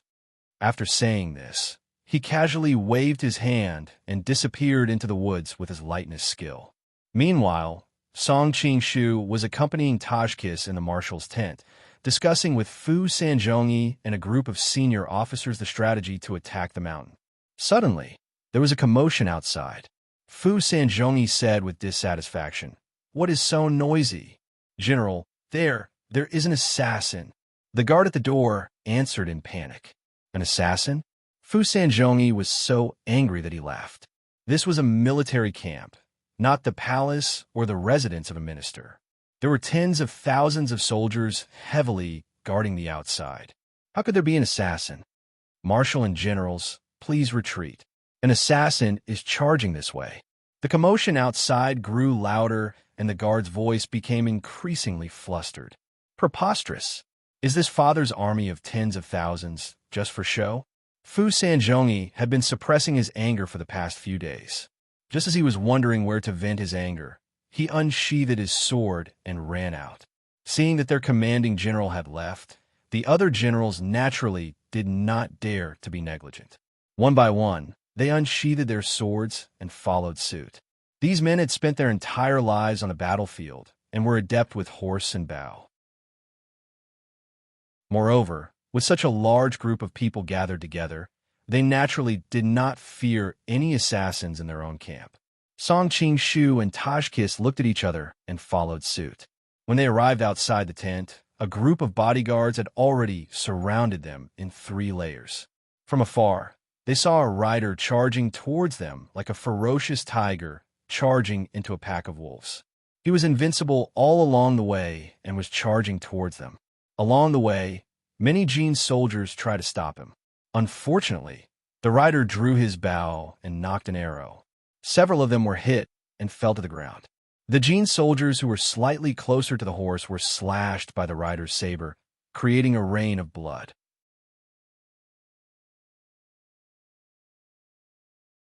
Chapter 1658. Guojing was like the sharpest knife. forcefully piercing a gap in the Jin Kingdom's camp. No one could stop him wherever he went. Song Qingshu clicked his tongue. On the one hand, he admired Guo Jing's bravery, and on the other hand, he admired his foresight even more. It was not easy to take the head of a general among thousands of soldiers. There was a sea of people everywhere, and if he paused for even a moment, he would be swarmed by the people next to him. Therefore, when fierce generals of past dynasties wanted to break through the enemy's formation, they had to be fierce and skillful. There was no need to mention how fierce they were. Without the bravery, they would most likely be defeated at the beginning, not to mention breaking through the enemy's formation. However, bravery alone was not enough. They needed to use more skillful techniques to break through the gaps in the army. That was because commanding an army was not as simple as commanding one's hands and feet. Even the most brilliant general could easily leave a gap between his subordinates. Of course, the more famous a general was, the more likely such a gap would be. If he could not seize it in time, he would immediately be drowned by the sea of enemies. Guo Jing had such keen foresight, and that was why he could directly rush to the center of the Jin army alone. However, he was not a god. Moreover, the Jin army was gradually coming to their senses, so his speed became slower and slower. In the end, his warhorse fell to the ground due to its heavy injuries. However, before the Jin people could celebrate, Guo Jing suddenly jumped up from the ground. With his superb lightness skill, he dodged countless sabers, spears, swords, and halberds. With a few leaps, he leaped over a group of people and rushed to Fu Sanzhongyi. Protect the general! The surrounding guards were shocked. They all pulled out their long sabers and rushed to Guo Jing. Guo Jing's body twisted, and he used the 9E manual's snake body movement. After dodging the Jin soldiers' attacks, he suddenly attacked Fu Sanzhongyi from an incredible angle. Fu Sanzhongyi did not panic. This time, he had come fully prepared to kill Guo Jing. There were many top Jin experts lying in ambush around him. Suddenly, they flashed out from behind to stop Guo Jing. Although their martial arts were not as good as Guo Jing's, each one of them had been carefully selected by the loyal servants of the country. Now, with the cooperation of the surrounding guards, it would not be too difficult for them to stop Guo Jing. Seeing that Guo Jing was covered in blood and breathing heavily, Song Qingshu could not help but secretly sigh. It was not a joke to rush to the enemy's formation. Even with Guo Jing's high kung fu and his natural sensitivity to the battlefield, he was already seriously injured before he succeeded. Of course, if it were anyone else, they would not even be able to rush to the enemy's commander. Now that he was surrounded, it was clear that Guo Jing's assassination attempt had failed. Looking at the deep wounds on his body, Song Qingshu frowned. If this continued, Guo Jing would inevitably be hacked to death. He had to think of a way to save him. At this moment, Guo Jing's heart had sunk to the bottom of the valley. As the saying goes, the first roll of drums gives rise to the second, and the third is exhausted. Now that he knew that he had failed, his hands and feet became heavier and heavier, and his movements were slower than usual. Guo Jing did not know whether it was blood or sweat that had wet his eyes.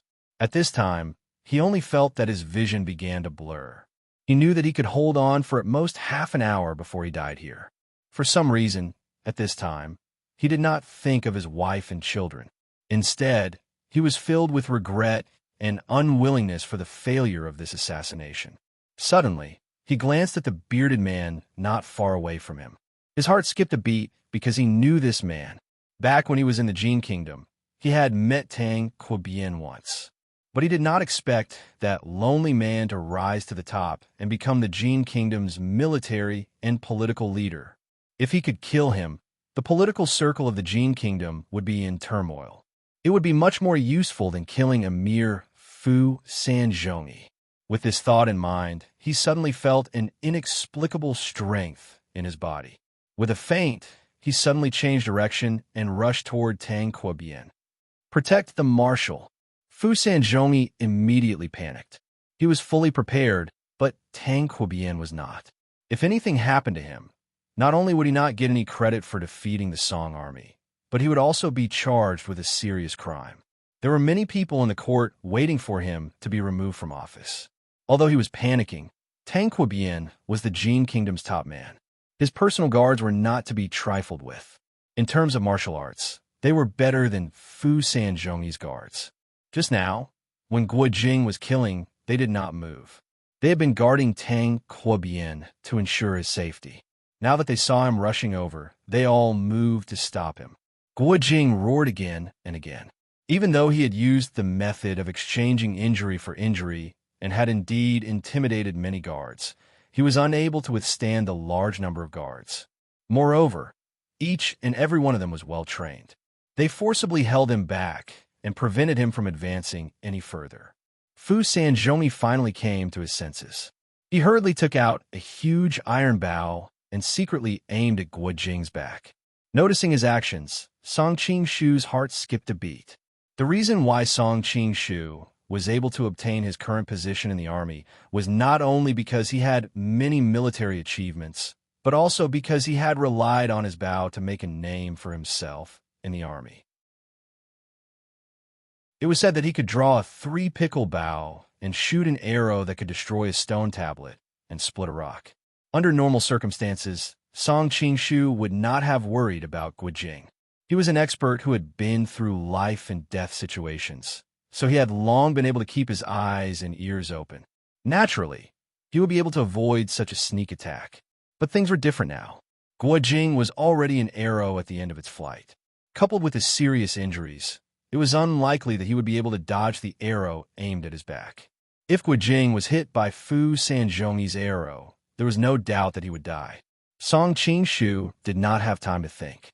He moved and rushed toward Guo Jing. Guo Jing was in the midst of a bitter struggle. Suddenly, alarm bells went off in his mind. He hastily turned to the side in an attempt to defend himself. Unfortunately, his vision blurred. Someone had sealed the acupoints on his back. He lost all his strength and collapsed to the ground. Everyone only saw a blur before Guo Jing was subdued. The person who attacked him was Tang Kuobian's personal guard. They could not help but click their tongues. The martial side was indeed full of crouching tigers and hidden dragons. Of course, Song Qingshu knew what was going on. Although his martial arts were higher than Guo Jing's, it was not enough to subdue him in one move. The main reason was that Guo Jing was seriously injured and was already an arrow at the end of its flight. Coupled with his sneak attack, he was able to subdue Guo Jing in one move. Seeing that Guo Jing was subdued, Fu Sanzhongyi put down his bow and congratulated. Congratulations to the marshal for capturing the world-famous Guo Jing. In the future, the people of Song will definitely be terrified.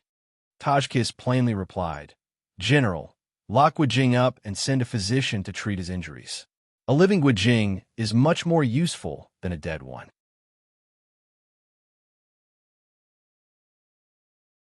Chapter 1659. Tajkis had obviously sensed Song Qingshu's intentions. To prevent Tang Kuobian from getting into trouble, she had even ordered Fu Sanzhongyi's men to imprison Guo Jing. This was to prevent Tang Kuobian's reputation from being tarnished if Guo Jing were to be rescued. Song Qingshu was filled with emotion.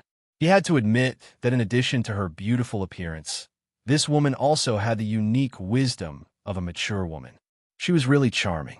The remaining Song soldiers on the mountain, who could still leave, had taken advantage of the chaos that Guo Jingchong had created to escape down the mountain.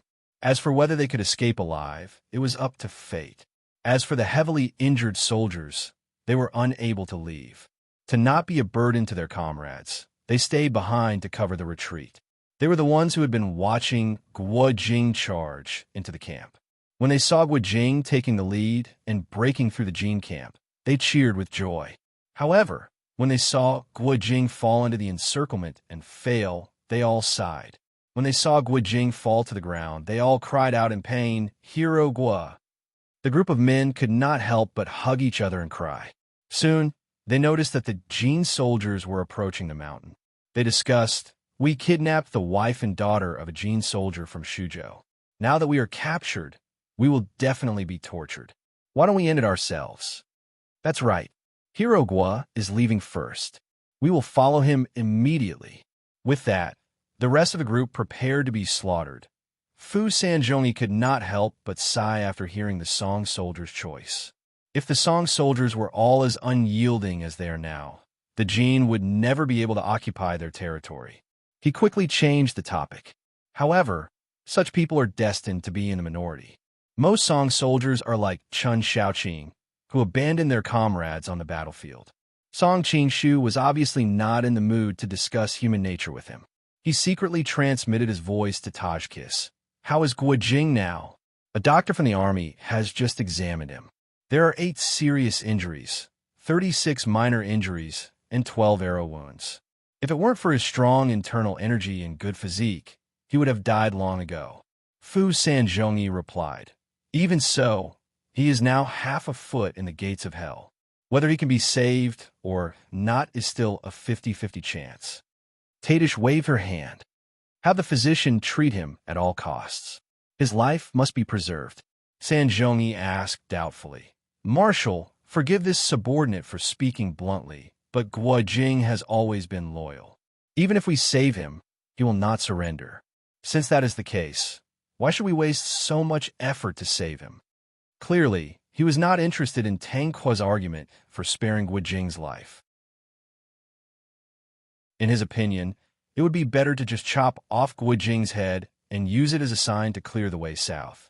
Tadish frowned and snorted. I have my own arrangements. You don't have to worry about this.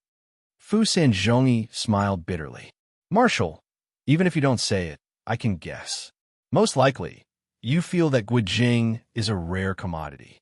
But this time, Guojing has clearly been abandoned by the Southern Song. This is enough to prove that although his prestige among the people is high, he is not important in the eyes of the Southern Song officials. Who said I want to use him to threaten the Southern Song? Tadish replied unhurriedly. Guojing was once the Golden Blade Prince Consort of the Mongols. Since then, he has always been at odds with the Mongols. I believe the Mongols have no lack of interest in him. Compared to the Southern Song, the Mongols will surely offer a higher price. Fu Sanzhongi cried out in alarm. If we hand Guojing over to the Mongols, won't we be releasing a tiger back into the mountains? Tadish plainly replied. Who said I want to hand Guojing over to them in one piece? With a few tricks, he will be a cripple. When the time comes, what is there to be afraid of? Fu Sanzhongi sucked in a breath of cold air. Marshal is brilliant. Beside her, Song Qingshu couldn't help but gasp in admiration. Throughout the entire conversation, he hadn't given any hints to Tadish through his secret voice transmission. Yet, she had cleverly filled in the gaps of the plot, making it perfectly reasonable to spare Guojing's life and dispelling the suspicions of the other soldiers. Recalling her splendid performance while she was pretending to be Tang Kuo-bien, Song Qingshu secretly sighed with emotion. The cold and aloof Shan Dragon Queen of yesteryear has now turned into a different kind of brilliance from her. Once they were done with their tasks, they returned to their respective tents. Tadish ordered her personal guards to stand guard outside and forbid anyone from approaching the marshal's tent. Inside the tent, she removed her mask and looked at Song Qingshu meaningfully. Do you really want to save Guojing? Song Qingshu sat on a stool and pulled her into his embrace. Of course. Otherwise, why would I have gone through so much trouble?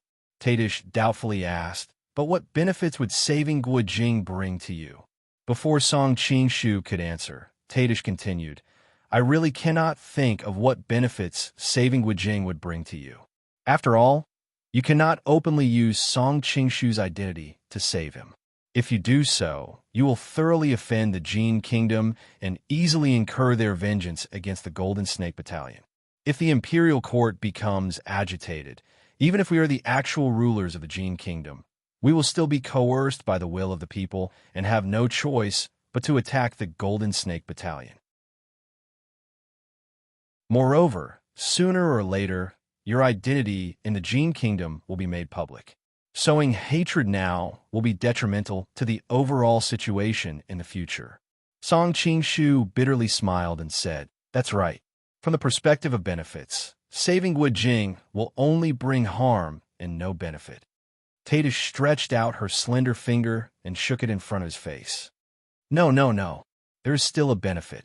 For example, winning madam was favor. Song Qing-shu replied angrily, "What are you thinking about?" Tadish answered, "Is there even a need to think about it?" Huang Rong was once hailed as the #1 beauty of the martial world. Moreover, her unique identity and temperament have caused countless men to drool over her. "Don't tell me you are not a man." "Of course I am a man." "Eh." Song Qing-shu suddenly reacted. "You have led me into a ditch." Tadish revealed a ruminating smile. "I know your temperament the best. I do not believe that you will not be moved by a woman of the highest quality like Huang Rong. It is a pity that Guojing and Huang Rong are deeply in love and are a famous immortal couple in the martial world. Other men simply do not stand a chance." Originally, this was a very good opportunity to borrow the hands of the Jin Kingdom to eliminate Guojing.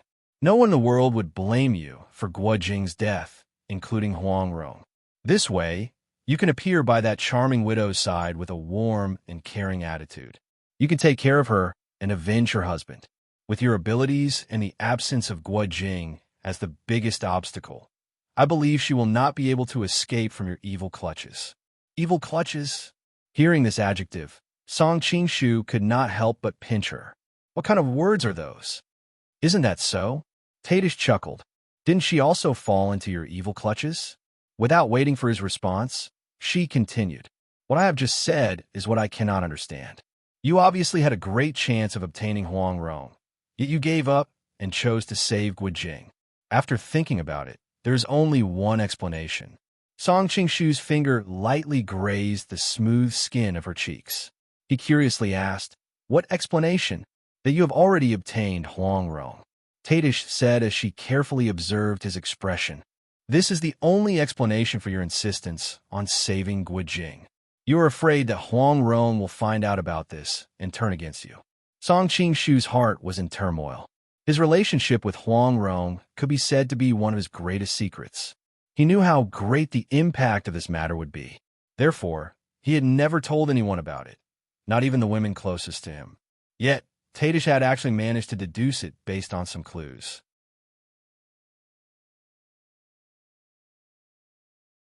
Chapter 1660.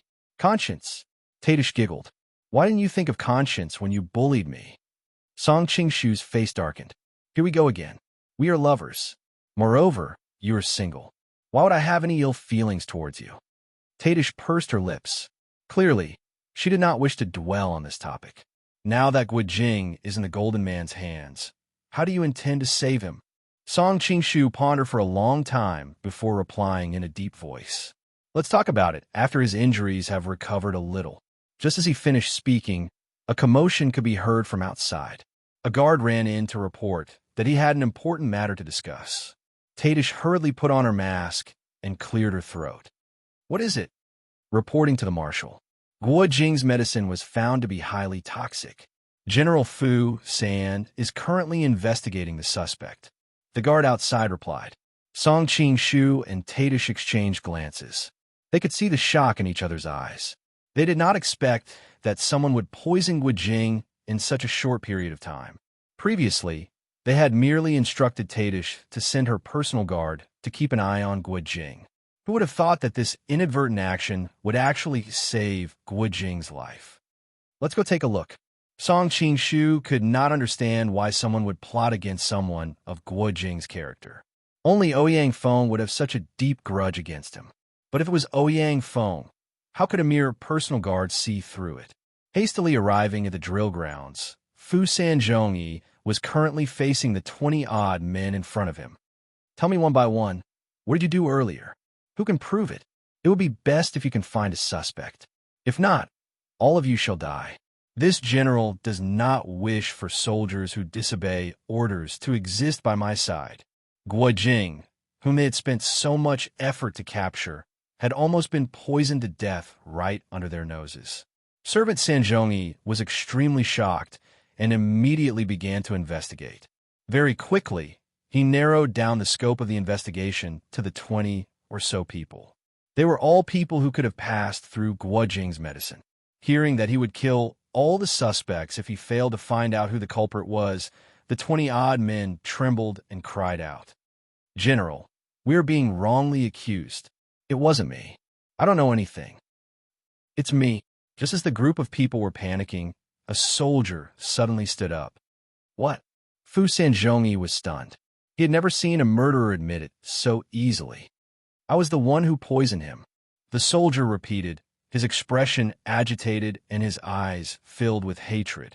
I used to be a guard in Shuzhou, and Guijing led his soldiers to plunder Shuzhou. My wife was raped by them. To one side, Song Qingshu secretly sighed. He believed that the incident in Shuzhou was not Guijing's mastermind. It was most likely that his subordinates had done it behind his back. Later on, when they discovered it, they released all the captured women. Even though he had not seen it with his own eyes, he could still roughly guess what had happened. But now, the remaining soldiers under Guijing's command had all committed suicide when they saw him fall. Those who had tried to break out of the encirclement had basically all been wiped out. At most, there would be one or two fish that had escaped the net. Now that they had lost their leader, all their anger could only be directed at Guijing. The more the soldier spoke, the more agitated he became. Before I did this, I'd already thought it through. Even if I had to risk my life, I had to kill this dog Song.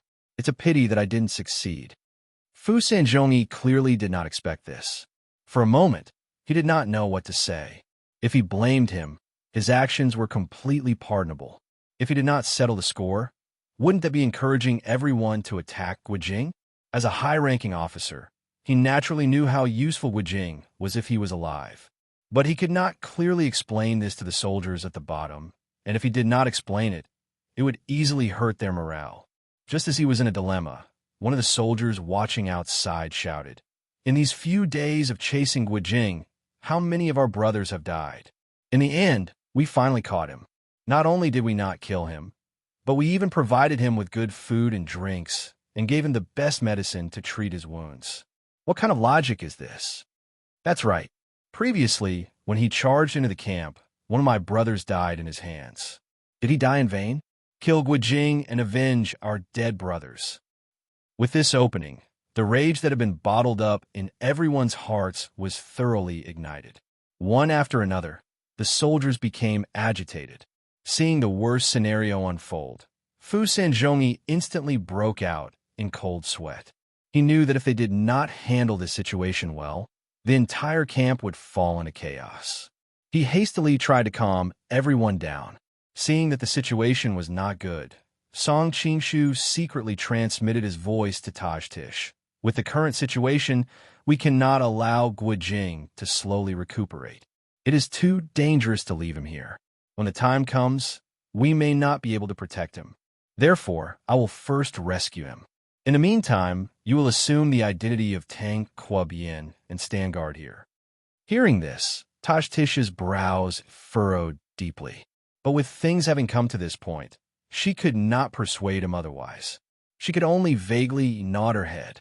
Taking advantage of the fact that everyone's attention was on Fu Sanzhongyi, Song Qingshu quietly retreated into the shadows. Then, he stripped off Tang Kuobian's personal guard uniform and changed into a set of clothes he had prepared beforehand. With his face covered, he took advantage of the chaos and snuck into Guijing's tent. Even though his current appearance had been altered, he had used this appearance when he was beside Tish previously. Naturally, he could not be seen by others. The tent was heavily guarded.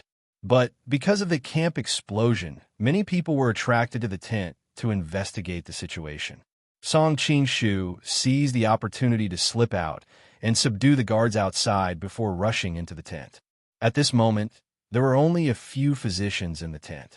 They were anxiously changing the bandages on Guijing's body. His injuries were too severe. There were many wounds on his body. Not long after they were bandaged, the bandages would be soaked with blood. Therefore, the physicians had to constantly change the bandages and bandage his wounds. Only now did the bleeding stop. Seeing someone suddenly rush in, the physicians were startled. Song Qingshu could not be bothered to talk nonsense with them. He stretched out his hand and struck their acupoints with a flick of his finger. In order to avoid being suspected in the future, he deliberately did not use the solitary solar finger this time. Instead, he imitated the Eastern heretic Huang Yaoshi's divine flicking finger. After all, the person who wanted to rescue Guijing from this place must be someone with extraordinary martial arts.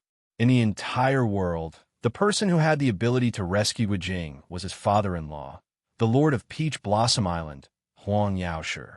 After subduing the physicians, Song Qing-shu quickly sealed some of Guijing's acupoints to prevent his wounds from reopening when he moved later. Then, he hastily put on Guijing's clothes and tied them to his back. At this moment, the people nearby reacted. Several soldiers rushed in from the entrance and happened to see him. They hastily warned, "Assassin!" With a wave of his hand, Song Qing-shu tore open the tent behind him and rushed out from another direction. Then, he snatched a horse and galloped out of the camp. Behind him, a group of cavalrymen caught up to him.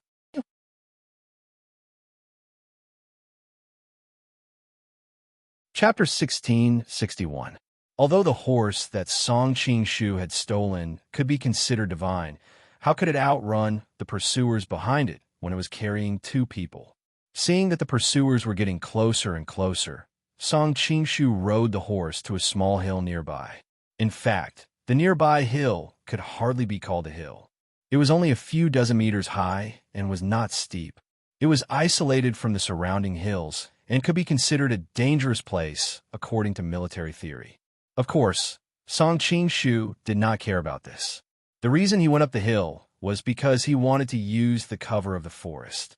With his excellent lightness skill, it was much easier to escape with Guijing than riding a horse. However, there were very few people in the world who could use lightness skill to escape the pursuit of the cavalry under the watchful eyes of so many people. It was easy to associate it with him. Therefore, he deliberately hid in the forest, not because he had nowhere else to go, but because he wanted to abandon the horse and escape with Guijing on his back. Under the cover of the trees, no one could see how he escaped. Because of the bumpy journey, the seriously injured Guijing slowly regained consciousness. Hearing the noise of the Jin soldiers and looking around, he quickly realized that it was the person in front of him who had saved him. "May I know your name, my friend?" Guijing could not help but ask. He had never been the kind of person who would accept favors for free. Song Qing-shu took off his mask and said with a smile, "Brother Gua, it's me." Recognizing him, Guijing was surprised and happy. "Brother Song, it's you?" Song Qing-shu smiled bitterly. "Brother Gua, don't be too excited. You're seriously injured, and it will easily affect your wounds." As he said this, he began to infuse internal energy into Guijing's body and began to heal him. After coming to this world, Song Qing-shu could not help but feel that internal energy was a magical thing. Although he dare not say that it could cure all diseases, it was miraculously effective for internal and external injuries. It was comparable to the medical level of his previous life. It was a pity that he lacked the relevant scientific knowledge and did not know the nature of internal energy. However, he did not want to be a scientist and had no interest in researching related theories. He only needed to know how to use it. Guijing could feel the vigorous internal energy flowing into his body, and he couldn't help but sigh. "Brother Song, you've saved my life many times, and Romer has also been saved many times by you. I'm afraid I won't be able to repay you in this lifetime." "Brother Gua, you're being too polite. Given our friendship, how could I not save him?" Song Qing-shu sighed inwardly. If he were to find out the truth in the future, he wondered how he would react. "Brother Song, what do you think of Fu-er?" Guijing suddenly asked. Song Qing-shu was startled and answered, "Your daughter is as beautiful as a flower and as beautiful as the moon. She could be said to be a proud daughter of heaven." It was not that he was lustful, but because Guifu had nothing good about her other than her beauty. He could not find any other compliments. Guifu looked very similar to Huang Rong when she was young, which showed how beautiful she was. It was a pity that she inherited her mother's looks, but not her intelligence. While his mind was wandering, Guijing happily said, "Rong wanted to betroth Fu to you. I was a little worried at first, but now that I see you like her so much, it's perfect." Song Qing-shu had a strange expression on his face. He thought to himself, "I only admire her beauty, admire her young and tender body, and admire that she looks 70 to 80% similar to Huang Rong. As for other things, I don't admire them at all. Moreover, Huang Rong had vaguely mentioned this matter to him before, but that was before. After the ambiguous relationship between the two of them, she must be the first person to object to this marriage. If I really marry Guofu, TSK, that would be the realization of many men's dreams. Song Qingshu couldn't help but fantasize, but he quickly recovered and hurriedly said to Guijing, "Brother Gua, in this situation, I'm afraid it's not convenient to talk about this. You should rest well." Guijing sighed dejectedly. "My injuries are very serious, and I don't know if I can make it. If I can't, Brother Song, you can go find Rong and tell her that I have betrothed Fu to you." Hearing this, Song Qingshu was speechless. He could already predict what would happen if he went a Huang Rong like this. Since that night, his relationship with her had gradually improved, and he didn't want it to be frozen because of this matter. Fish or bear paw, it was easy to make a choice. Brother Gua, don't be so pessimistic. Although your injuries are serious, your body is strong, and you will definitely recover. Brother Gua? Song Qingshu suddenly found that Guijing had suddenly fainted after saying a few words. He checked Guijing's pulse and knew that it was because he was seriously injured and weak. If he hadn't infused his internal force, Guijing probably wouldn't have the energy to talk so much. Hearing the sound of Jin soldiers searching the mountain not far away, Song Qingshu wasted no time. Carrying Guijing on his back, he used his lightness skill to the extreme and shuttled through the forest like a ghost. Because he was so fast, even if someone occasionally saw him, he would have already disappeared by the time they looked carefully, and they would only think that they were just seeing things. Song Qingshu didn't go south, but north with Guijing on his back.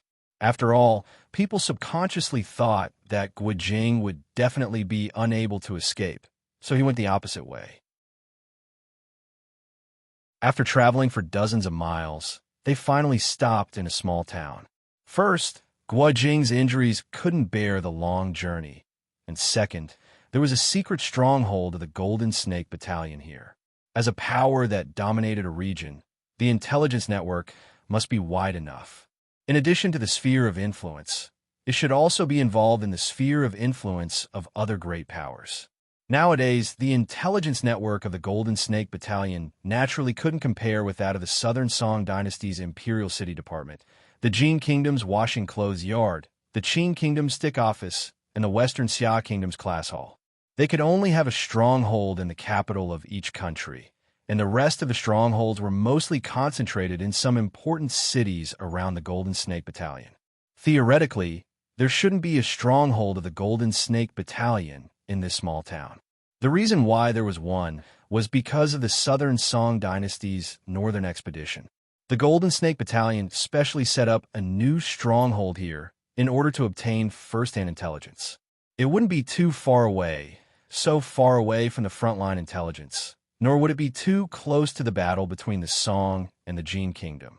Seeing their leader appear in person, several secret agents of a stronghold were very surprised. Song Qingshu didn't talk nonsense with them and asked them to arrange a quiet room, and then went to the town pharmacy to buy some medicine. The reason why they didn't ask for a doctor was because Guijing was too famous, and they were worried that the doctor would expose his existence. Fortunately, injuries and poisons were common to Song Qingshu these years, and he had long been a good doctor. In addition, he had heard the treatment plan of the doctors in the military camp for Guijing, so he had a rough idea of what kind of medicine to use. For the next 2 days, Song Qingshu stayed with Guijing, continuously infusing internal energy into him to treat his injuries. Unfortunately, the effect was minimal. Although Guijing's life was temporarily saved, there was still a long way to go before he could be cured. This group of quacks, Song Qingshu secretly cursed, but he also knew that with Guijing's serious internal and external injuries, if it were anyone else, they would have died 100 times. Only Guijing could survive, and it was already very good that the doctors could prevent his injuries from worsening.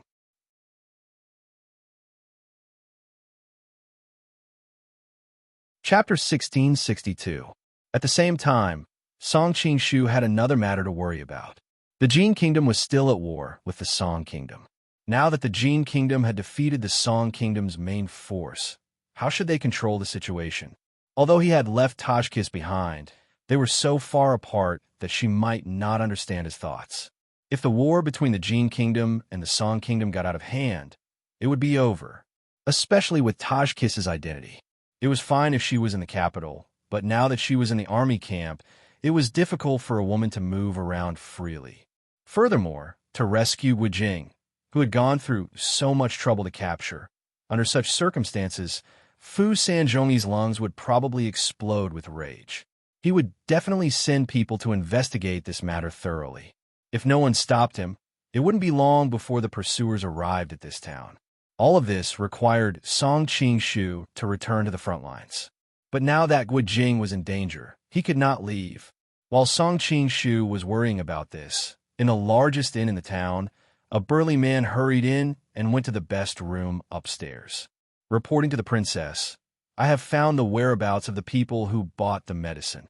Soon, the door was opened from the inside and a tall woman walked out. Traces of age could be seen between her brows, but she had a heroic spirit and a unique temperament. "I told you not to call me princess in the Jin Kingdom." The woman glared at him and asked, "Where are they now?" This heroic woman was the Mongolian princess, Huazhang. Because of Gu Jing's incident, she had been depressed and refused to marry for the rest of her life. Genghis Khan could not stand it and sent her to travel around. Of course, now that the world was divided and in chaos, he was worried about his daughter's safety. He was even more worried that she would be captured by the enemy and used as a hostage. Thus, he sent a team of experts to protect her. Not long ago, she happened to be in the vicinity and happened to hear that Gu Jing had participated in the northern expedition. Remembering their old friendship, she sent her subordinates to keep an eye on him. Unexpectedly, she found out that he had been abandoned by his allies and had fallen into a desperate situation. In the end, he was captured by the Jin and his fate was unknown. Although their engagement had long been annulled, Huazhang could not let it go. When she heard that her lover was in a desperate situation, she could no longer contain her concern and hurried over. Just as he was planning how to save Gu Jing, he suddenly found out that Gu Jing had been rescued by a mysterious person, and his whereabouts were currently unknown. She was born in the royal family and often followed Genghis Khan on expeditions, so her vision was extraordinary. She quickly guessed that the mysterious man would most likely escape to the north with Gu Jing, so she sent people to the surrounding towns to investigate the various pharmacies to see if anyone had recently bought medicine to treat injuries. She wanted to use this opportunity to find Gu Jing's whereabouts. What a coincidence! They're in this town, in a house in the east of the city. I didn't want to alert them, so I didn't go in to investigate, the subordinate replied. Huazhang nodded. "You're right not to go in.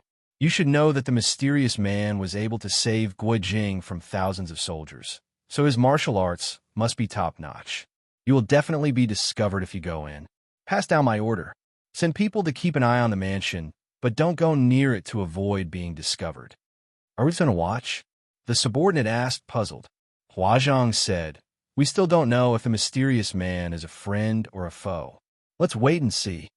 At the same time, she secretly thought that since the mysterious man had sent people to buy medicine to treat Gu Jing's injury, Gu Jing wouldn't be in danger in a short time.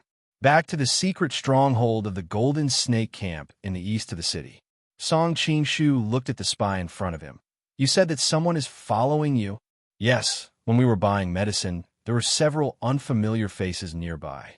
Although we're not sure if they are following us, I feel that their behavior is suspicious," the spy replied. Song Qing-shu nodded. "Yes, it's better to be careful. Have you found any information about them?" The spy shook his head. "We carefully looked around, but we couldn't find any trace of them nearby. Maybe we're overthinking." Song Qing-shu said in a low voice, "We have to be on guard at this critical moment. You should send more guards." The spy said awkwardly, "We don't have enough people here. If they suddenly attack, I'm afraid it will be difficult to protect Hirogwa." Song Qing-shu frowned. I'll send more people here as soon as possible. In the meantime, you take good care of Hirogwa. When his injury stabilizes, transfer him to the Golden Snake Camp. I need to leave for a while. He had just heard that the Jin Kingdom's soldiers had appeared in the nearby town. He had to go back and interfere with their line of sight. Otherwise, they would soon find Guo Jing's whereabouts. After all, buying medicine was difficult to hide from people with discerning eyes. Okay, we'll be careful. The man saluted. Song Qingshu nodded and checked on Guo Jing's injuries once more. With such serious injuries, he could only recuperate properly and needed someone to take good care of him. Perhaps it would take a long time for him to fully recover.